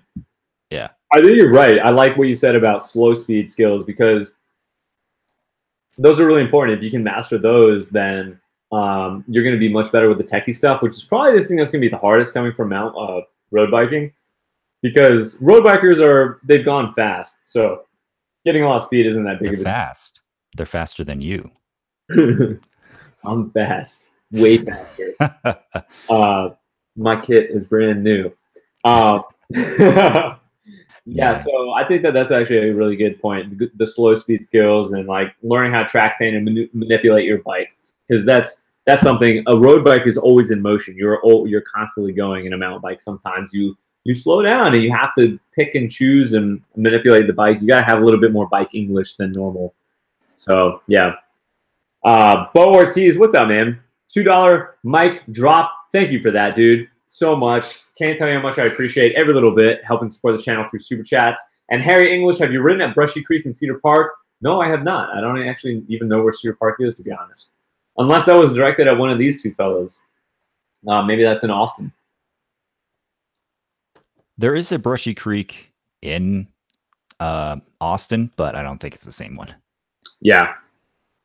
Yeah, I've never heard of a Brushy Creek. I just rode somewhere new today in the Western North Carolina area, and it was called Big Ivy. Super cool place, and I went there and rode with some patrons. It was so much fun, and it had some like super gnarly stuff. I was really excited about it because I had never ridden there before.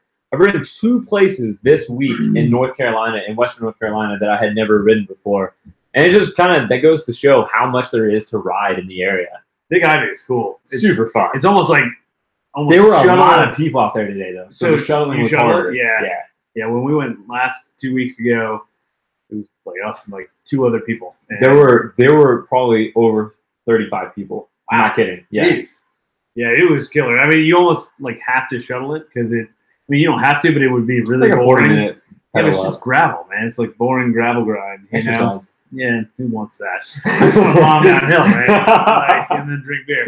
Yeah, it's gorgeous out there, though. I know, super nice. Pretty. You're like by the river, creek the whole way, and then mega technical, super gnarly. Kind of there's one trail called Stair Creek, crazy. Yeah, you rode Stair Creek. Yeah, that was insane. It rained the night before, so like the rocks were a little moist. Now I understand what you were saying. Because I was like, that was so steep. Yeah. It was intense for sure. Paul did not prepare me for that. I was like, oh shit! All right, you come into some section, it's just like rocks everywhere, and then all of a sudden you're like going down a staircase. Yeah, it's like, oh, okay, well, I guess this is like what I'm doing now. There's like 15 little drops, you know. I went to the left, and I just like, yeah, it was crazy. Yeah, it's a cool spot. Hey, Jessica Terry's in the stream. What's up, Jess? Hello, Alex, Joe, and Johnny. Nice. Yeah, she was in my stream. Yes, she was. Loving the work from all your channels. Cheers. Cheers from Texas. Hey, Jess. Cheers. Jessica also has a newborn, Johnny. Oh, so, nice. Mad Congratulations. Yes. Oh, wait, and Jess is in Texas, Joe. Is Paul Jackman in the light? Oh, Paul Jackman, what's up, dude? Yo, Paul Jackman found my channel. What's up, man? Works, buddy. How's it going, dude? He was in the stream on your channel too. Yeah. What's up, dude? Paul's a good bud. Hell yeah.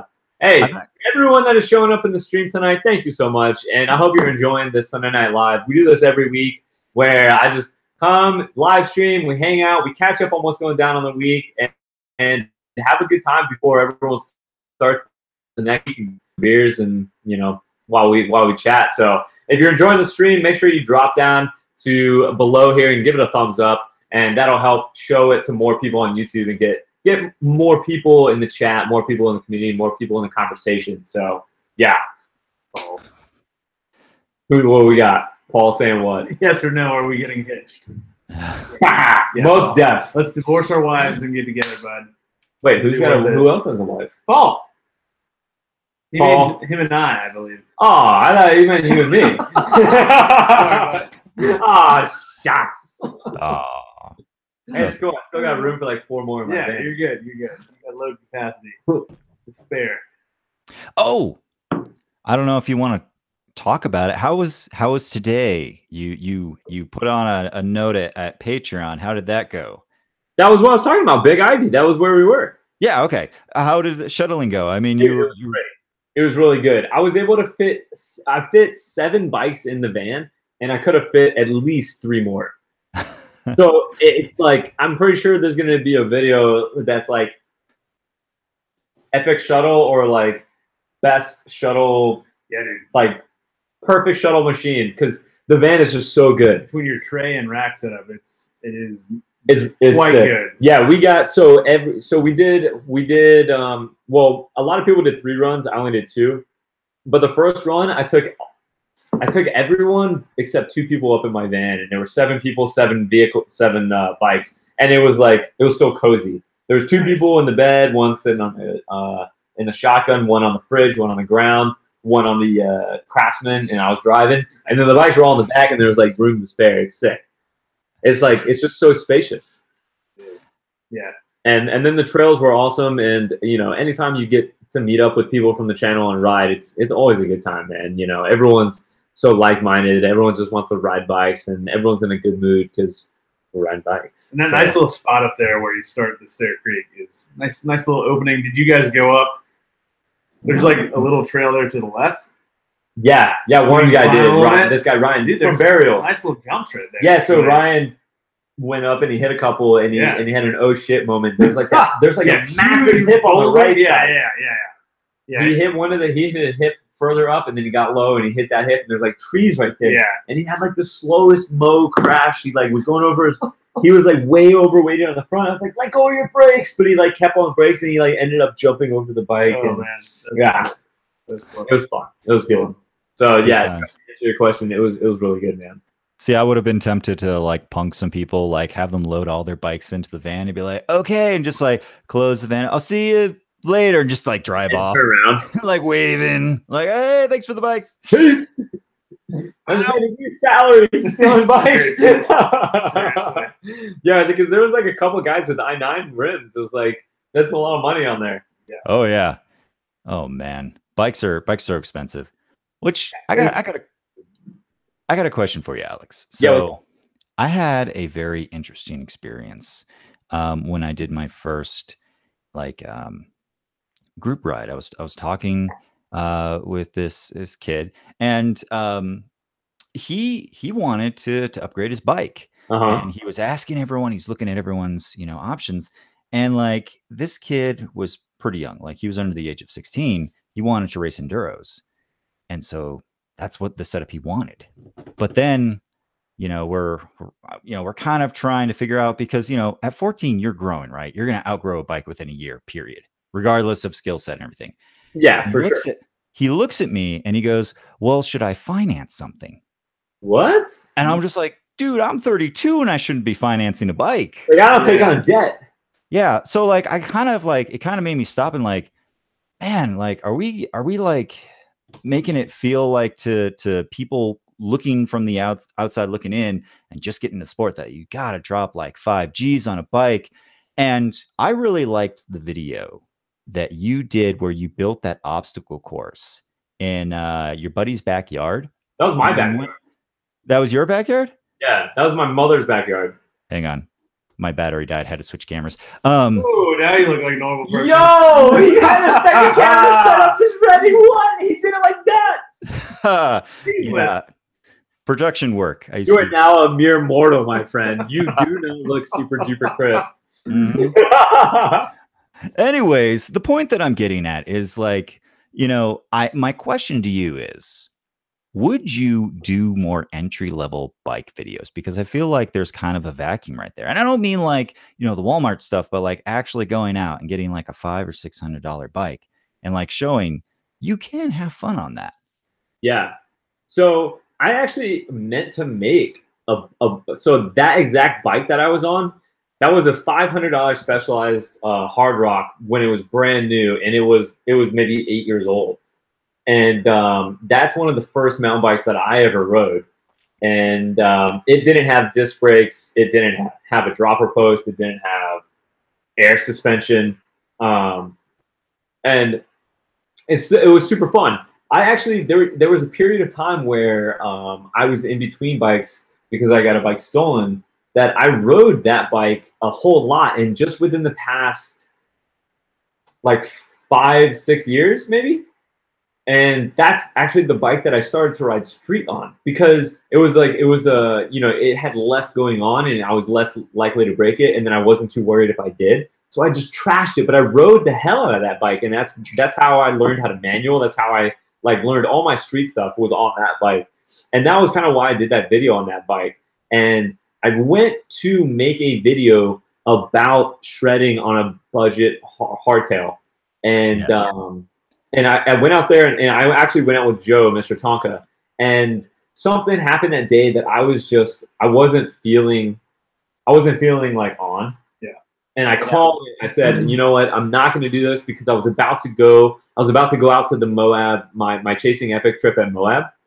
And I didn't want to hurt myself and screw over all these guys that had already put down money to be on this trip and come ride with me. So I didn't want to put that at risk. But I wanted to make that video bad because I love the message, and I think it's so important to remind people, because I definitely think that it's really easy to get the notion that you have to have a like over $3,000 bike to shred, and it's not true. Not true at all. One of my favorite things to do is go to a bike park and see someone on a moderate or a modest budget bike just crushing everyone else. It's so satisfying because it's not about the bike. It's not. It's never been about the bike. So in Austin, like I said, you know, the trails we got there, we have a mix of downhill stuff, but we also have a lot of what I like to call extreme XC. Like you got to be on point with that stuff. There is this buddy, Jason, who is a coworker. He rode an OG Karate Monkey. That's a great bike. Dude, it is a great bike. Yeah, that's a great bike. Ogre and Karate Monkey are almost the same bike, basically. Definitely. And he had like 29ers 2.1 tires. Holy cow, that's narrow. Yeah, and so like I'm on my Yeti SB5 Plus, full suspension, carbon fiber, big old 3-inch tires, bull over everything. Yeah, dude, it was just like. Yes, like I'm like, all right, he's gonna take me on the flats, but as soon as we get on chunky stuff or techie climbs, I'm gonna Nope. That's the best, dude. Dropped my simple ass so many times. Well, because your bike handling skills have to be so on point when you're riding bikes like that. Like my previous bike, now I ride like a Diamondback Catch, which is like 27.5 plus, super plush. You know, I can roll over anything for the most part. You're like, what's the line? I don't know. It's somewhere between here and here, and I'm all right. My line is avoid the trees on either side, basically, you know? And my previous bike was a Surly Ogre 29er, and it had like 2.1 tires. And you were like, "That's the line, dude, right there. If I don't hit this, I'm done." Yeah, when I bought that bike, it had the Surly rigid fork and the Salsa drop bars. So like, I was in it. Yes. Like, it was in it to win it. Yeah, like lines were critical, and that's what like I rode in like Stowe, Vermont with and stuff. And that's how you get good, man. dude, yeah. That's how you get good. Yeah, I seriously feel like that makes you such a better rider. Like I think starting with hardtails will improve your riding absolutely so much better than starting with a full suspension. 100% starting with hardtails. I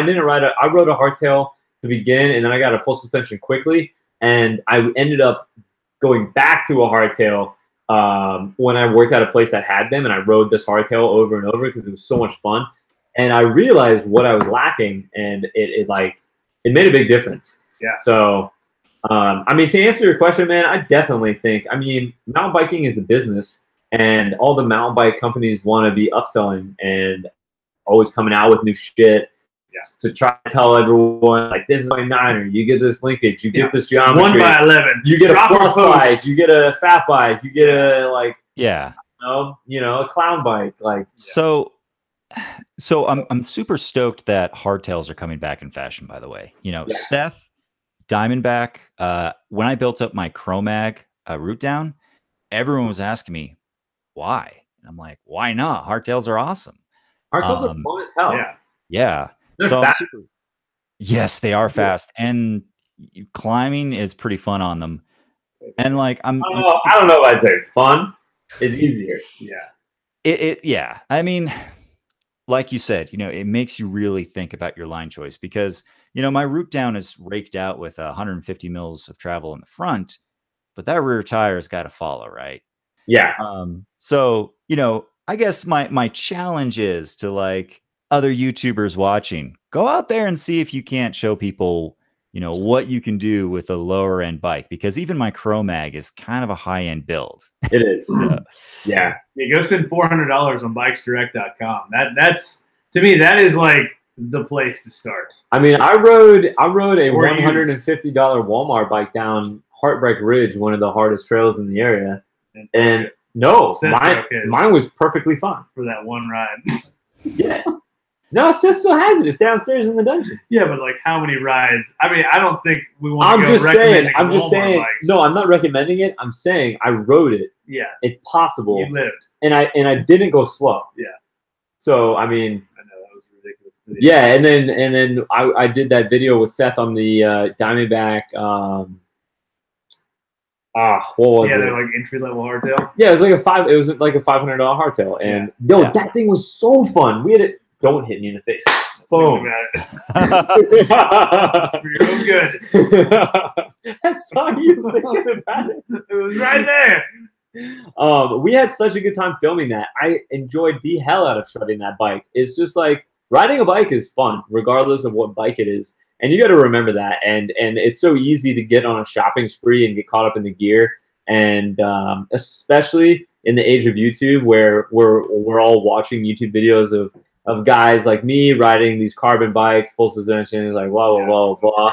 Most important thing is just be on a bike and go out and ride it. That's it. Definitely. And like, you're going to have fun, and you can get better. You can work on your skills on the simplest of all bikes. I have a bike right here, my dirt jumper, that has a fork that doesn't work. It's basically like it is a circus fork. Like, that's actually the name of it. It's super cheap. And it's a chromoly frame, hardtail in the back. It's got nothing expensive about it, but it doesn't break. And I have gained more skill on that bike than any other bike I've ever owned. That bike is under $1,000. So, yeah. I mean, the other nice thing that I'll point out, a lot of people are like, you know, you get this super expensive bike and then you're terrified to touch anything on it. Oh yeah. And so you take it and like support your local bike shops, right? There are things that I don't do. Like, I don't service my forks, suspension, linkage. I'm just lazy. But there's some things that, like, safety stuff that I don't mess around with because I don't have the skill or knowledge. But if you buy like a $500 bike, stuff's gonna break on it. I mean, like, a low end Kona is still good, but eventually you're gonna wear out stuff. That's a great opportunity to learn how to wrench on your own bike, and it's a low risk, right? If you break that component, okay, that sucks, but it's better than, you know, breaking a $5,000 Yeti Switch Infinity link. I hope Joe's not. That's how you I hope slowly- Joe's not. I hope Tonka isn't still in because you might have just really hurt his feelings. That's how you slowly get a better bike too. That's how you You can instead of upgrade parts dropping that way. $2,000 at the get go, you ride it until it breaks. You buy the frame that's good, exactly. and with the Yes. Let's be real, like frames. I mean, especially hardtail frames. There's, it's not going to be a massive difference between a $2,000 Specialized and a $700 Specialized. Well, that and if you got the $2,000 Specialized at the get go, like even a full suspension, it's the exact same frame as the You're S paying Works. for the 1x11. Well, You're not paying okay. for- It's the same geometry, but it's alloy and carbon most likely. But still, it's the same frame, and then you can just upgrade the components over time, and that's definitely the way to do it. That's an interesting story, Joe, with a sub 16-year-old about financing. I mean, that's crazy. It was terrifying. I'm not a racer, and is what it is. That a 16-year-old could even think about getting financing. So what I want to specify is I'm not trying to call out this kid. It was a wake-up call for me. That he's got this in his mind from the thing that he watches. Yeah, it's like he feels that this is how he gets faster, when in reality he just needs to go practice. Yeah. I mean, it really is. Like if you can drop people on a hardtail, you're doing something good. Yeah. And I mean, it's so easy to just get out there, let me specify. It is way more obtainable to get like a $500 hardtail and go out there and just make the most out of that hardtail and learn all the skills until you literally have outgrown it. When the bike itself starts to hold you back, then you can upgrade. And it's a long time. I don't think I've outgrown a bike yet. Yeah, I mean, I've always had a bike that is like I'm holding it back. I think you get the itch to buy something well before you outgrow something. Because my first full suspension bike was a Stump Jumper FSR, like a 2007 or something like that. I didn't ride that bike near its capabilities. Dude, I'm the same way with tools, man. Like I have upgrade-itis on anything I get into. It's like I just want the fancy version of everything. You're a beer snob. I'm an everything snob. Yeah. Yeah. Which, by the way, Johnny. Yeah. So I showed this off earlier. This is a. Yo, that's cool. Yeah, I think This is a nice mug. That's definitely a mug. What are you putting? Water. This is water. I thought about putting beer in it. A flagon? Is that what it's called? Is that the technical term? I don't know. I'm just thinking. Like an ale. It sounds like a goblet. Water. But anyways. Jug. It doesn't have a top. Jugs have water mug. Call it a flagon. That's a good. Flagon's fun. That's like a Skyrim word, man. Yeah. You gotta drink your flagon of ale. Nice. No, it sounds like that one beer that we have back here, like the flagon. No, by the way, the record Durgling. Record Durling. Yeah, here you go. That's a flagon. That's flagon like. It's got lids. Yeah, they do have lids. Those have lids. It's like more of a stein. Flagons there. Yeah, they are kind of stein like. Okay, so that's like a serving thing, right? Yeah, I guess so. Yeah. Just keep your size here. The reason I bring it up, on top. The reason I bring it up is because I saw that you're trying to get into wood turning. Yeah, I've done some turning, but it's just one of those things. Turning is weird for me as a content creator because, like, if the person doesn't have a lathe, I think a lot of times they don't want to watch the video. Right. So, and not many people have a lathe. Yeah, it would be like you guys only riding park, or like something where you like a double crown bikes, like exclusively. You know what I mean? Like that's a pretty specialized subset of the overall genre of what you make videos on. I only ride trikes. Yeah, like single speed, full rigid.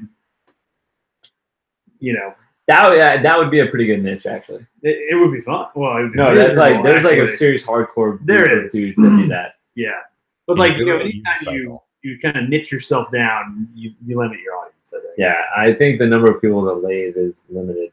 I mean, yeah, I definitely could never have a lathe. it's super fun, man. It is super fun. It is. I did not make this mug, just to specify. Yeah. But I appreciate the person who did. That was part of the reason why I bought it.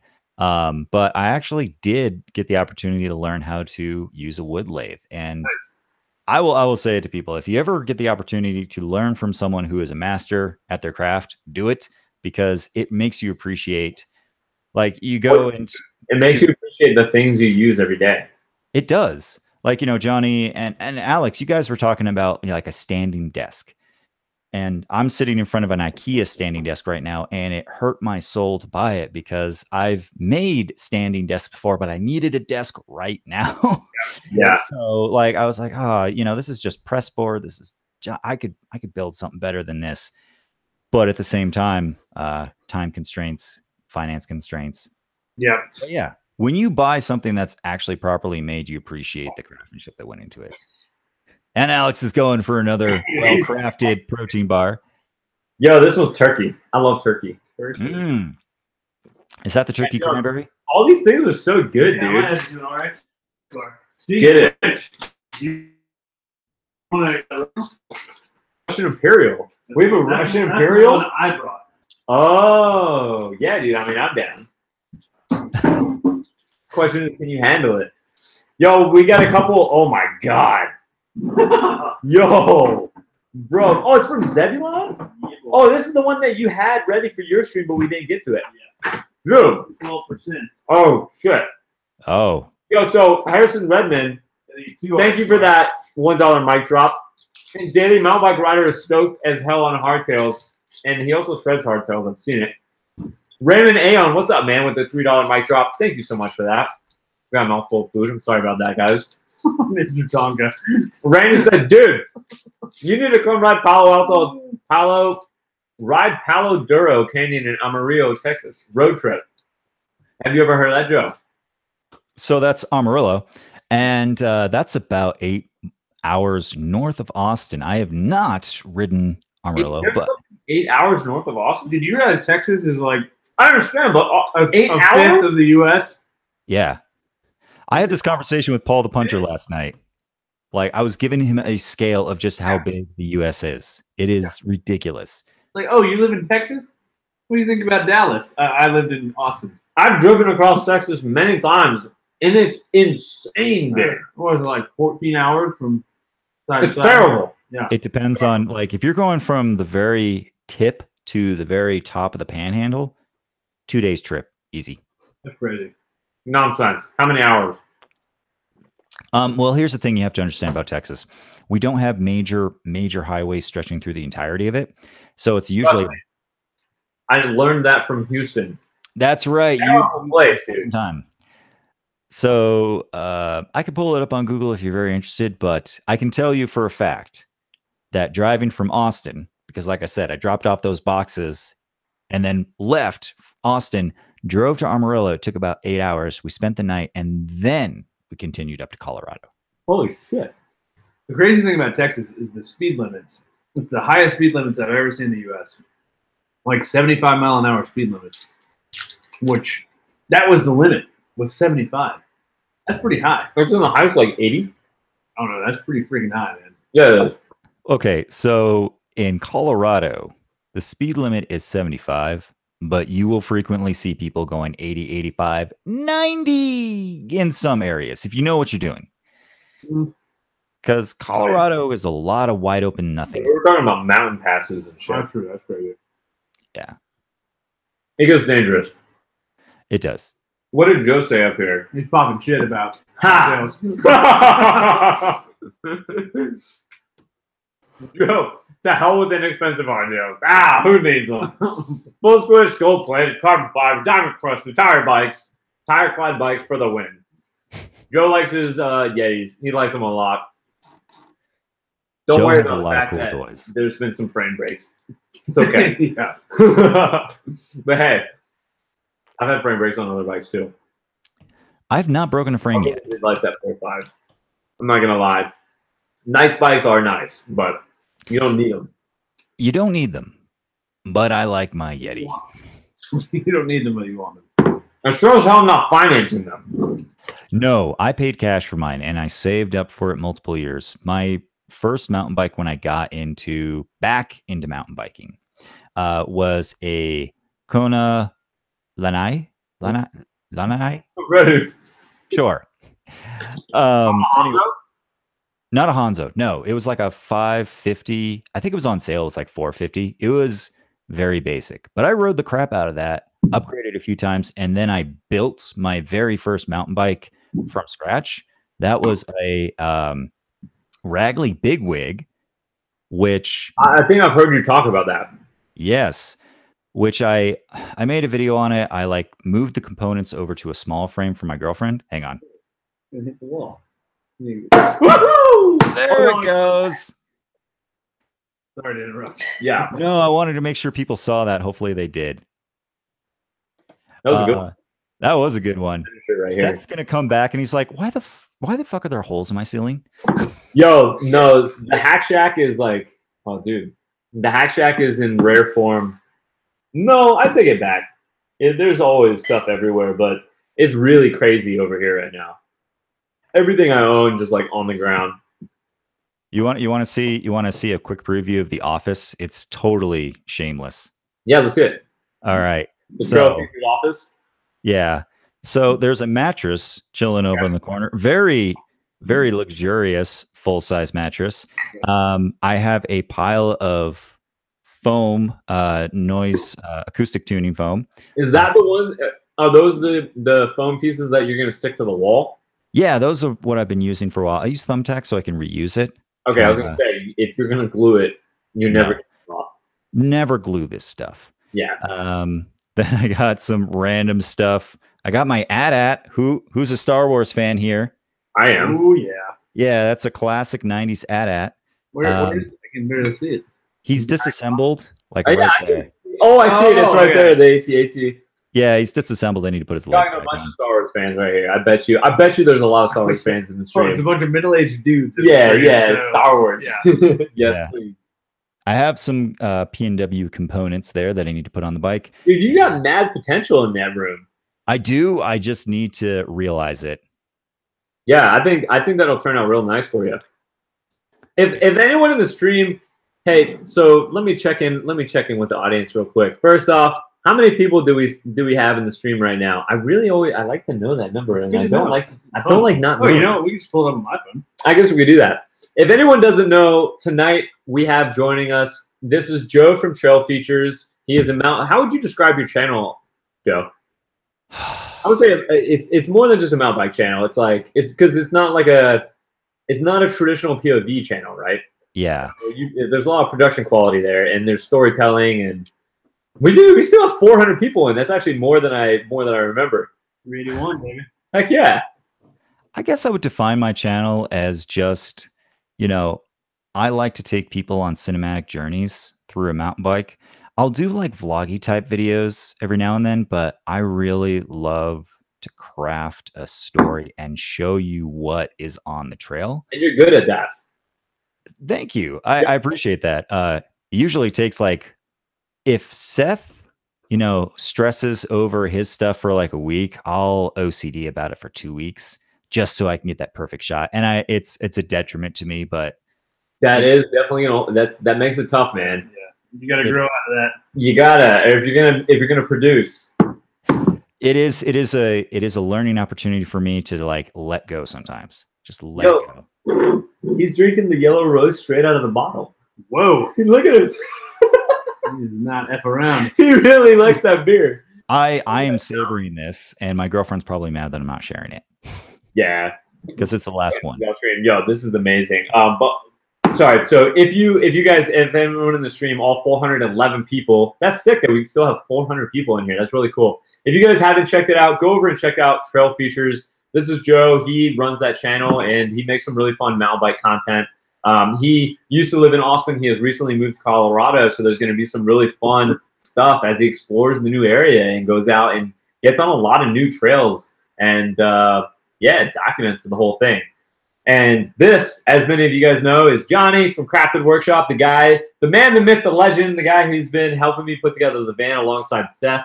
And his channel is all about anything you can make. He does it. He dabbles in turning. He dabbles in wood. He dabbles in metalworking, dabbles in van builds. And if you're interested in any of that stuff, which is oddly satisfying to watch, even if you don't do it, Definitely go check it out. It is like weirdly satisfying to listen to and watch. He has very good actually, both of these guys have insane production value.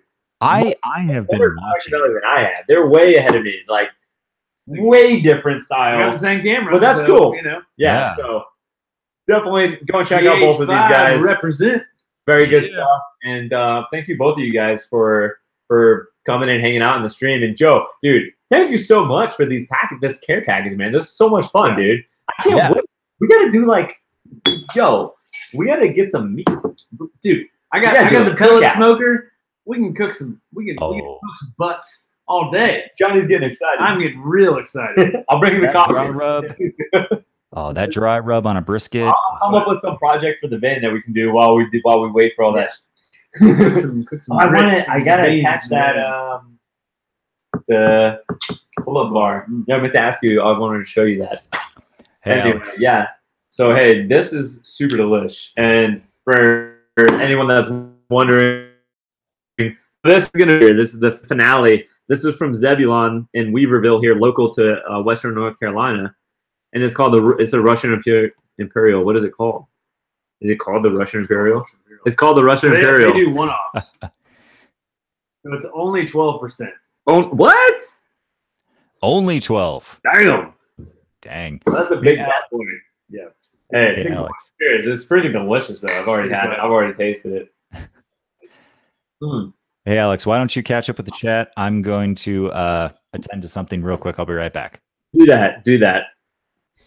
Chump MTV, what's up, bro? I feel like I haven't seen you in forever, man.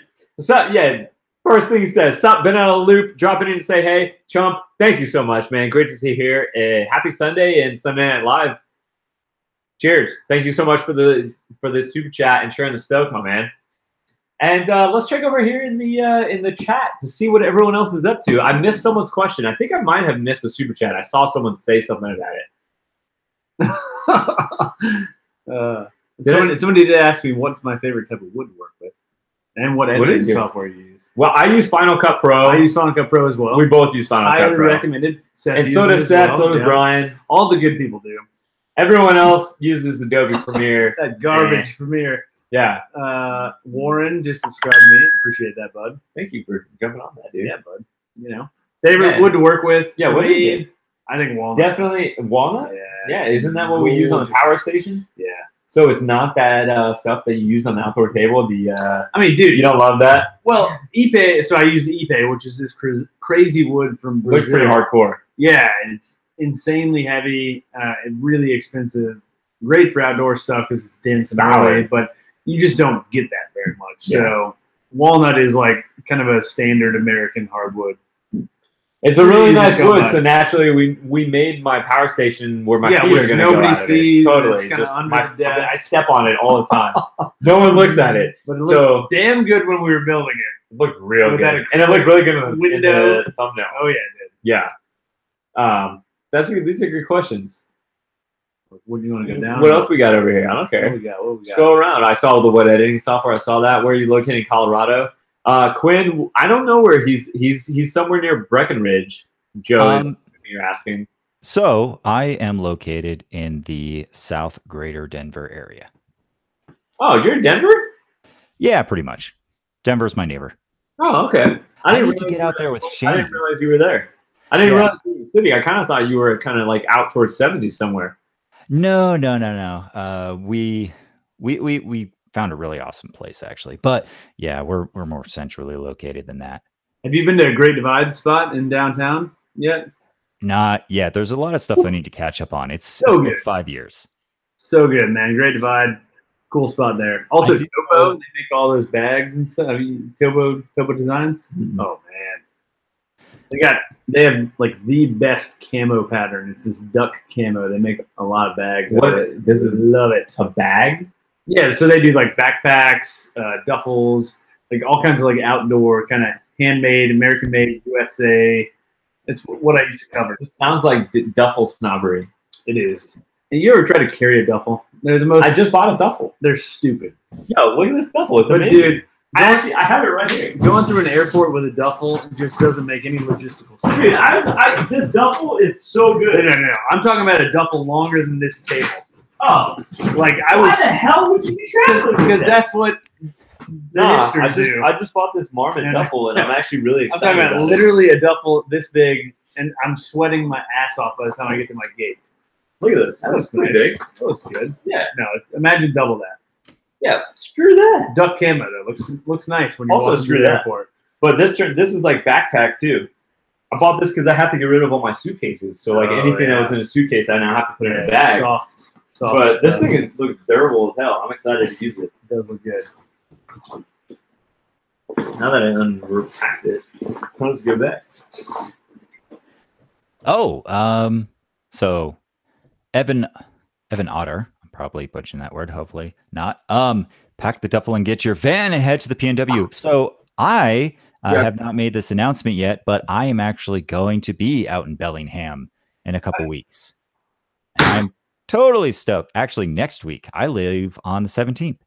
So nice. Yeah. That is going to be awesome. My buddy Paul is out there. He actually works for Kona in their media department. He's another camera guy. I know a lot of camera guys, and I am looking forward to getting out there because I failed miserably trying to make a switchback climb in Galbeth. I think I'm pronouncing that correctly, and I fell flat on my ass and almost rolled down the hill. And it was like the first maybe 50 feet up the trail, and I almost crashed. Nice. So I'm looking forward to getting up there and doing a redemption ride. Yeah, those looked like killer trails when Seth was up there, I guess, last year sometime. I would love to ride in that area. My wife and I were out in kind of the Portland, Seattle area. We did a little road trip, but we didn't get to do any riding. It's so difficult when you've got like a small rental car and you don't have a bike with you. Like trying to find rentals that are at the place you're going to ride is next to impossible. It was really frustrating, actually. Definitely. But I mean, like Bellingham, PNW in general is just gorgeous. Oh, yeah, dude. All the gorgeous. videos walked back in the day. That's like every one of them is based there. Yeah. My girlfriend's going out there with me, and we're going to take her on some hikes, and it's just like Diablo Lake. If you've never been there, amazing place. Nice. Just picturesque. That's awesome. That's awesome. We got another super chat from Triple J. Here's for the little oversight on the van walls and angling in. Look at you hopping in on the super chats. Dude, that was a womp womp moment in the most. Oh, he went and watched your video because I didn't have that in mind. That was a real bummer. Yo, that was a super bummer. That was like a big. I was so excited, and we like laid down in it, and I was like, yeah. And he goes to the door, goes, yeah, just we're like slams into the walls. So Joe, these aren't straight. Yeah, Joe, you didn't watch my video. So like Alex's van goes from like 70 inches in the middle to about 62 at the top. So I built the perfect square or rectangle. I took a measurement in the middle, but for some dumbass reason didn't think the measurement. We were so hyped. It was when we modeled this up, it was like 9 p.m. I was holding my infant. I was rocking your infant. Yeah, you were rocking him. I'm like sketchuping like a wizard. Yeah. And so like we didn't take the best of we're multitasking. Yeah, and so then we just went with those measurements, and we didn't think about everything. It came back to bite us a little bit. But yeah, there's things with the van that you have to think about that. Yeah. There's nothing square, nothing straight, nothing's level. It's crazy. It was very weird for me coming to somebody like, I'm always working in my shop in a very controlled environment. Right. Like everything is, sitting on my level, it's square, dimensions are given. Yeah. So I can model everything in 3 dimensions and build it, and I don't have to make any adjustments. Not the same. Like you got wheel wells, you got different crazy. heights, you got different widths, you got different bends in the wall. Like, the bend isn't the same throughout the wall, and you've got pieces of metal that are sticking out further than others. So it's like putting up the walls was so hard. Yeah. That's forget about like the seams between the ceilings and the walls. Like forget about that. So that brings up a great point. I mean, Johnny, for you, this must have been an awesome challenge for you because it really like made you think about like stuff in a 3D space that you're not used to working in. For sure. And the other challenge was working in, the heat. Oh god, that was typically harder that was harder than the most recent one. I'm like in my bubble, like I am in my. Yo, shop. he's got a AC. badass AC system in his like 2.5. I've been drooling. It's like a brisk like 68 degrees in there nice. always. It's nice, So typically, but he spends like all his time in there, so I don't. That's I think he should do whole that. life, you know. So, but yeah, the van is a very different. So we're in the van. We're like open the garage, experience. and he's like, "Yo, shut that garage." Yeah, like went in for bathroom break. Shut it. Let's get it cooled down in here. And for the most recent build for the garage, it was like 95 degrees out, and it was so bad. I'm like taking my shirt off. Yeah. It's just hot. I wore pants for some reason. I don't know why. Like a fool. And normally you get in the van and you're like, oh, I'm suffocating in here. But this day you got in the van, you're like, oh, it feels good in here because it's better. Yeah, it was such a hot day that we did this garage. Yeah, I had this same hat, like the older version. It was just sweat. It was all dark gray. Like it was a complete different shade of gray because it was just pure sweat. Oh, dude, riding in Austin. Like just always. It was pretty funny. It was pretty funny. And then on top of that, we were doing like very precise measurements. Oh, dude. Like we said earlier, we were working within like 1/4 of an inch wiggle room to get both trays and the drawer slides. It's like you guys will see the video. It's really fun, and I have all of this. It's all in camera. It's all kind of documented in the vlog, and it's going to be a fun video. I think it'll be either next week or the week after, or this week or the week after. So yeah. So hey, by the way, we're coming up on 11 o'clock at night. And that means we've been rocking for about 2 hours, which is awesome. Yeah. And thank you guys all for being here for that long. Anyone that's been here the whole way. Has anyone actually been here for all 2 hours? I'm curious. Let me know in the comments if you have been here for the whole 2-hour stream. So we'll go for, say, Joe and Johnny, what do you guys think? Another 10 minutes? Yeah. Another 10 minutes and we'll wrap things up. Is that okay? Yeah, take some questions. Otherwise, talk to the community. Pee my pants, I think. Go. You? I'm cool, man. Like I said. Yeah, you're way earlier, right? This is like this is only 9 o'clock. 9 o'clock here. Yeah. All right. So it sounds like everyone else says cool. Oh, yo, we've got a lot of people that have been here for the whole 2 hours. Yo, rock on, guys. That's so sick. Hell yeah. That's so awesome. Cool. I love hearing that. Like people are here, like actually hanging out with us. They're here for the duration. So, hey, why don't we do this? Why don't you guys field some questions? Okay. So these guys are guests on the Sunday Night Live channel. We got Joe at Trail Features and Giant Crafted Workshop. Why doesn't anyone in the stream right now that has some questions for either one of these guys, field your questions in the comments and these guys will answer it for the last, say, 10 minutes. Yeah, let's call it. We'll go 10 minutes. I'm good with that. Yeah, we could help. The chat could learn a little bit more about you guys. Definitely. Yo, Taylor, hell yeah, dude! Thank you for that. I'm stoked that you're stoked on the live streams, man. Yeah, tuning in from the Caribbean is impressive. This dude's living a life.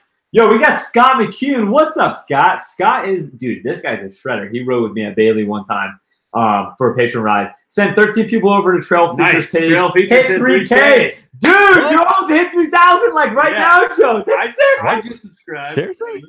Yo, we need 13 people to go subscribe to Joe at Trail Features on YouTube, and he's going to be at 3,000 subscribers. That is a massive milestone. Oh, shit. Dude. And then we gotta celebrate. It's a good thing we opened this other bottle of beer. Come on, y'all. That is awesome. Joe, hang on, let me pull up Social Blade. We gotta pull up that the live count. We got Brian T just subscribed. Rob Baker just subscribed. We got 9 to go. $29.95, dude. You're gonna hit done. It. Paul hit it. Paul said he was the 3,000. Nice. Holy hell, that is awesome. Well, yeah, 3K. Yo, Joe. Hell yeah. That is awesome. Thank you, everyone. That is excellent. Oh my! I seriously. I remember creating this channel, looking at people with like 3,000. Oh my God, 3,007. I remember looking at people with 3,006. Anything above 1,000 is huge, dude. That's awesome, man. Oh my God. Thank you so much, everyone. I'm a little bit right now, my friend. Cheers and cheers and cheers to everyone cheers watching. to freaking everyone on this stream. That was awesome. And man, seriously, that's really cool. whew, I'm 3015. I need a minute here. 4, fuck it. 4,000. Let's go. We're gonna be Oh on my until 1. This is too much, guys. This is too much. Really Awesome, cool. man. So hey, the next step is don't forget to go watch some videos and get a feel for the channel. Yeah, for sure. And you know, with that comes the question. So anyone that 3015, you're at 3015. We're moving. So yeah, hey, let's open the floor up. You know, does anyone have questions for Joe, Trail Features? Anyone got any questions for Johnny at Crafted Workshop? This is an open forum. This is just a live chat, open communication. These guys have been having a couple beers, so you're getting like the truth right now. I'll Yeah, try to keep it concise. I'm gonna be looking here what we got. Yeah. Hey, here we go. We got one from Randy, Crafted Workshop. Can you do a how-to on building a wooden bike rack? That would be crazy. Already That's done. insane. No, you did. Yeah. You did. That's how your bikes are stored. Dude, yeah. Yo, you got to go peruse his channel. That video has already been made. I wonder if he's talking about in the car though. That's probably not safe. That would be tricky. That would not be I safe. wouldn't recommend it. I don't think that'd be a But good idea. this right here, that top one, But for the garage that one has DIY been bike done. rack. Yeah, and that's one of your more popular videos. Yep. Very cool. Joe, when are you going to see Colorado? When are they going to start seeing Colorado vids, man? Yeah, hang on. There we go. Oh, wait. I broke something. Hang on. Joe, I broke something. Joe's going to look at his live sub count. This is what happens when I've had a few too many, and suddenly I'm trying to do. Joe's on Social Blade looking at his live sub count. All right, Kenny. He's stoked. Kenny asked, "Where did I learn woodworking?" That's a fun answer. YouTube, man. I love it. YouTube. School of YouTube. Like everybody asked me that, but honestly, When is YouTube going to make a college, a university? They should. YouTube University. I mean, you do enough research, it's already there. I mean, it's pretty cool that in this day and age to learn almost anything you want to get into, you can learn it for free. Yeah. I mean, it's a pretty amazing thing. So yeah, I never went to You're school for it. what? You're 2 years deep? 2 years full time. Yeah, 2.5 actually woodworking. 2 years of like really hard Yeah. focus and learning and investment, and like he's building things that my simple brain can't even comprehend in the band, you know, because I don't know how to do any of that. I come to Johnny. It's so fun because I come to Johnny with an idea. I'm like, yo, I want this to be like this, and I want it to do this, and I think that it'll fit like this. And Johnny's like, I don't know how to do that. Got it. I got an idea. I know how to do that. I'm like, what? And it's really cool. But yeah, he's not been doing this for that long. He's all self-taught, and that's like one of the coolest parts of his channel, I think. Yeah. So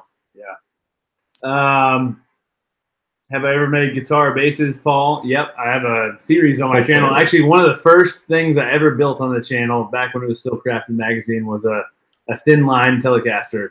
I had never used a router before, and now like when you build a guitar, it's almost all router work. yeah, And I really had no business building it, but it turned out good. I mean, you saw it at my house. yeah, it does look good, dude. It's a nice little electric guitar, and it plays well. It's pretty sick. You know, does well.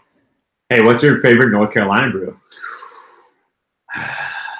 That's so hard. It's either Burial it's gotta be or Fonta Flora, man. Yeah.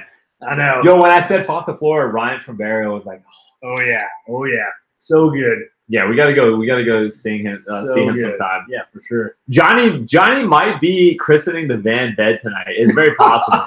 I'm not gonna lie. If this live stream goes on much longer, We'll see. Johnny's sleeping in the van. Okay, there's a few questions for me. I'll catch up on. Yeah. Hit it. Okay, Henry. There's a bit of an echo. Hang on. It's probably from my computer, dude. Okay, we're good. Henry, have you ridden Walnut Creek in Austin? Yes, it was one of my favorite places to ride in Austin. Great place if you just want to go in, session a bunch of stuff, and get out in a couple hours. Berms and Brews, what are your goals for the channel? Have fun. That has always been my goal for That's this. a great goal. yeah, have fun with it. This has always been a creative outlet for me. I have a full-time job, and I would like to eventually build this into I something. like your full-time job. Yeah. But I would like to build something out of this that it would support me, whether it's like constantly being able to provide awesome content for you guys and have fun with it, or be able to collaborate with awesome people and help them. I also want to make some tutorials. Anyways, let's see. Hey, Joe, I got a question. What's up? Would you ever consider making videography or like tech stuff on your channel? Absolutely. You're so into that. Absolutely. In fact, I do want to make 360. I'm going to talk heavily about 360 because I think Joe knows a lot about cameras for anyone watching. A lot about cameras.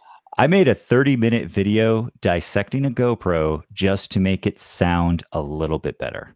The Hero 5. Yeah, and it sucks. The GoPro 5 sucks. I hate it. Does. Have you tried the Rilo? No, I actually asked them and they said no. Yeah. Yeah. Well, isn't the Rilo 360? It is. Yeah. I think it's. We won't get into it, but like I have some opinions on 360. Joe, you You're there? breaking up. Hello? Can you guys see me now? Yep, Yeah, I got you. Okay. Yeah, I have some opinions on 360. We'll get into it in another video. All right. I have a question. Did you move the logo on your screen? Yeah. Yes, I did. Changed cameras. Keep up, man. That moves with See, camera. Okay. I'm I sweet to avoid him. 360 because everything off frame is messy as hell, and so Yeah, you're like very pointed, yeah, and so, it's like if you go off screen, there's yeah, like it's a like, baby in oh, the rocker there's over a there. It's pile like of what? shit off right out of frame, and I'm like, no, I need not 360. I need 180 or less. Everyone would be like, is that a beer? Yeah, no. 360 is awesome in very specific scenarios, but you have to understand it. It's a tool in your toolbox. Yeah, for sure. Yeah, so Seth basically uses it to capture just those insane moments where you had to have had the 360 to get it. Like when he and I both simultaneously crashed on horse face. It's like only a 360 camera was going to get that. Yeah, and absolutely. It can film his crash and then it just flips around and it's like, oh, Alex is eating shit right above me too. So it's like, you know, that's how you get those epic shots. But you have to have had that on at that moment to get that. And I don't want to watch everything else. It sucks. Yeah. I still want, like, I want to utilize 360 as a way to get a lot of footage, but then I still want to edit it in a way that's presented in kind of standard. Yeah. Burns and Brews, the Rilo is actually a super good camera. It's not up to spec in quality yet, but the software and everything else is amazing. The Rilo is gonna be.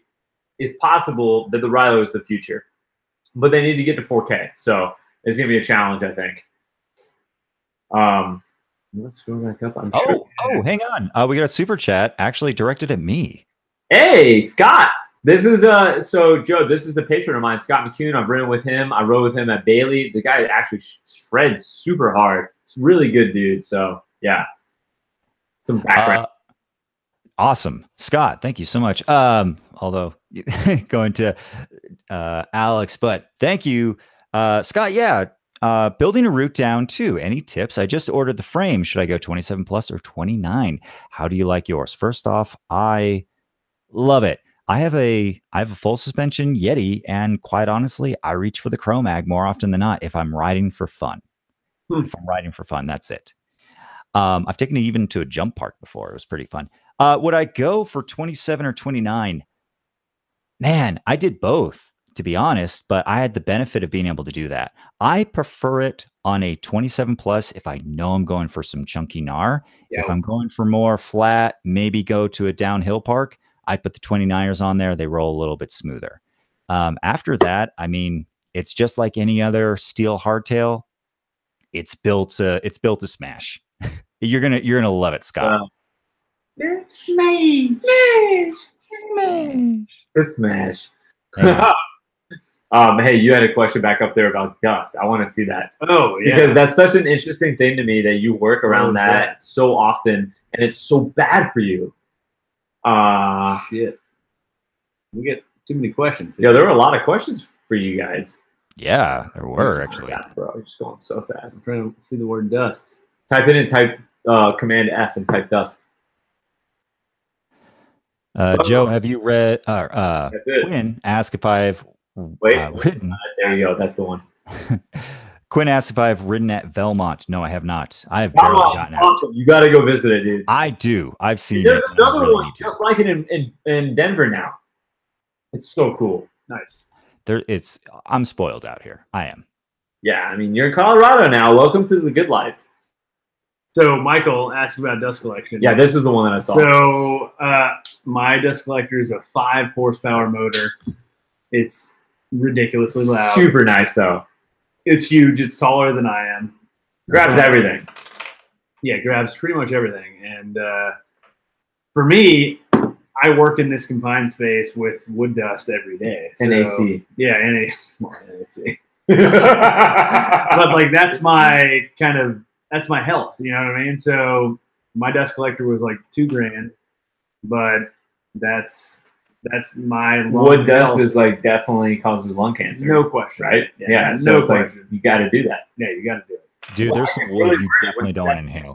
His As wood it shit should. in here. Yeah. Because it stays in here, and I come out here and I work out, and I'm like, it's around, and sometimes I feel it. You like, will feel it. Yeah. Well, especially if you're using different types of wood, especially like more exotic hardwoods they're denser, more oiler, like that Ipe. Yeah, I mean that's Rough really stuff, bad. man. Like had I worked with that without dust collection, it would have been really, really bad for me. Like you go blow your nose at the end of the day and you see that in your it's not bloody, but like you see it in your you just see that your snot is a different color. That's crazy. Well, that's like a dark red. Yeah. So having good dust collection is essential. It also just efficiency wise saves me a ton of cleanup time. Yeah. I can't imagine cleaning your place. And then like, when I'm putting wood through the planer, if there are chips coming out, it'll like push those chips kind of into the surface of the board. It's a pretty cool thing, I'm not gonna lie. Like all the ducts are all across the roof, and there's like a main place that it all goes, and then he has some individual ducts that attach to the tools like right against them. So as he's doing the hand tools, it's like sucks up. It's a pretty cool thing as a guy that doesn't know much about woodworking and the tools that are offered. They seem pretty advanced. Yeah. So Michael said he builds speaker cabinets, which I'm guessing is using MDF, which is like one of the most dusty things. That's like fine stuff. Medium density fiberboard. It's like that the big sheets you buy at Home Depot that are super dense and heavy, but it's really just like glued together sawdust basically. So it's like already sawdust. Glued together. And so then you go to saw it and it just is like just powder. And it just goes everywhere. So yeah, dust collection, if you're working with MDF, is critical for sure. Dang. Yeah. Anyway. All right. Quick question from G. Is the salsa inside the house now? So you guys, what's that? Sorry, I said, what up, Corey? Corey Hanks just popped in. Nice. We moved into an apartment. We're on the second story, and I was storing my salsify out on the balcony. And one of our neighbors knocked a couple nights ago and said, "Hey, someone was actually trying to climb up my balcony to steal one of my bikes. Get your stuff off the balcony." So I actually had to pull out one of my bikes because I was just storing it outside temporarily. And just freaking bike thieves, man. They are relentless. Terrible people. Terrible people, dude. They need hugs. They're stealing something that's so personal.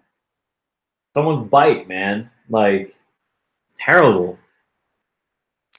I think it's not as bad stealing someone's car. It's like I have less attachment to my car than I do to my bike, you know? What if somebody stole your van? If someone stole my van, I'd be just... That is your car, dude. I don't you realize what you're saying. But, like, most people. Yeah, most people. That don't live out in their vehicle. Yeah. Stealing... And most people... For instance, if someone stole Sheila and, like, left my bikes on the ground, I'd be like, yes! Yes! I'd be like, you sucker! You messed up. You done goofed. Yeah, you took the thing that was worth way less. But, you know, it's just like the bike is such a personal thing. The car is like, fine, I'll go buy another one. Like, to me, at least. The bike is like, I love that bike. Yeah. So I don't know. Yeah, if someone stole my van, if I either got in a crash or someone stole my van, I don't know what I would do after all these hours. I guess we would have another whole playlist on Crafted Workshop. Yeah. Round two. Round two. Anyway, it's better this time. Yes. We learned the lessons learned. Yeah. Oh. Oh man, that's another question for another day. What Johnny would do differently in the van if he had another shot at it. That's like a whole box of worms right there. Well, it just depends. Like if I had infinite budget, we'd make it out of. We don't have infinite budget. Nice wood. We don't ever have infinite budget. That's the thing. It's unnecessary for what it is. We're building a bed platform that's covered in a mattress all the time. You know, yeah, so gives a shit what building out nice wood is silly. Yeah, but there's Baltic birch. If I had my brothers, yeah, it's nice. But you know, like if I had my way, it'll all be solid walnut. Really? Oh, it's do that. No one looks at quarter-inch wall. All the walls would be walnut. That would be nice. That would be cool. Underframing would be walnut. And I went like the super cheap route on the walls too. It's like super plywood with just a veneer of. I almost think like walnut. It's dark, so it would have made the space feel a little darker, which you want it to feel light. Yeah, you know? Yeah, for sure. So it turned out really good. It's turned out amazing. There's not a lot I'd change. Hey, I'll cheers you to that. Cheers to thank you. Let's close it finish down, this and close it up. I think we're closing down the stream right here. Joe, how much you got left on yours? Well, I cracked open a Shiner strawberry blonde. You swapped without even saying anything, bro. Yeah, that's a little bit of faux pas. But you guys were having a good vibe. I didn't want to interrupt. Respect. All right, so I think we're well past our 11:10 cutoff. So I think it's time to bring this stream to an end. We've gone 2 hours and 20 minutes. That's pretty good. That's pretty epic. That's serious. I want to give a massive shout out to Johnny at Crafted Workshop and Joe at Trail Futures. Thank you guys for joining me. Joe, dude, thank you so much for the care package, man. Like seriously, this is so awesome. Like I've still got beers. I've got stuff to season some meat with. I've got coffee for tomorrow morning. I'm definitely getting down on that because I got a lot of work to do. So seriously, man, I can't thank you enough. That was really thoughtful. Well, thank you for providing a lot of entertainment for myself and other people out there, keeping the stoke up and showing people that mountain biking is all about fun. Mountain biking is all about fun. And we got you to 3K tonight. Yes. Yo, thank you so much for that. So big. Yeah. And if anyone in the stream hasn't already gone to subscribe to both Trail Features, Joe, and Johnny at Crafted Workshop, definitely go and do that because both of these guys are super rad dudes and they make really good content. And I hope everyone had a really good time at this Sunday Night Live. This was definitely a very special one. Anytime I have some friends on, it is.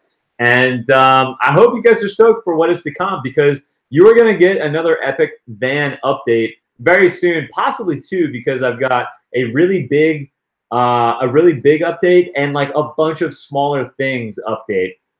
And I think those will be two separate videos. So I just want to thank everyone that showed up again for the Sunday Night Live. Thank you for everyone that was extremely generous in the super chats. Thank you, Brian T, for hitting that final super chat, dude. And with that, we've only got one thing left to say, and Brian T's already said it. Live free, ride hard, and get stoked. We will see you next Sunday. And until then, yeah, you know what to do. It was already said. Peace. Have a good night, everyone.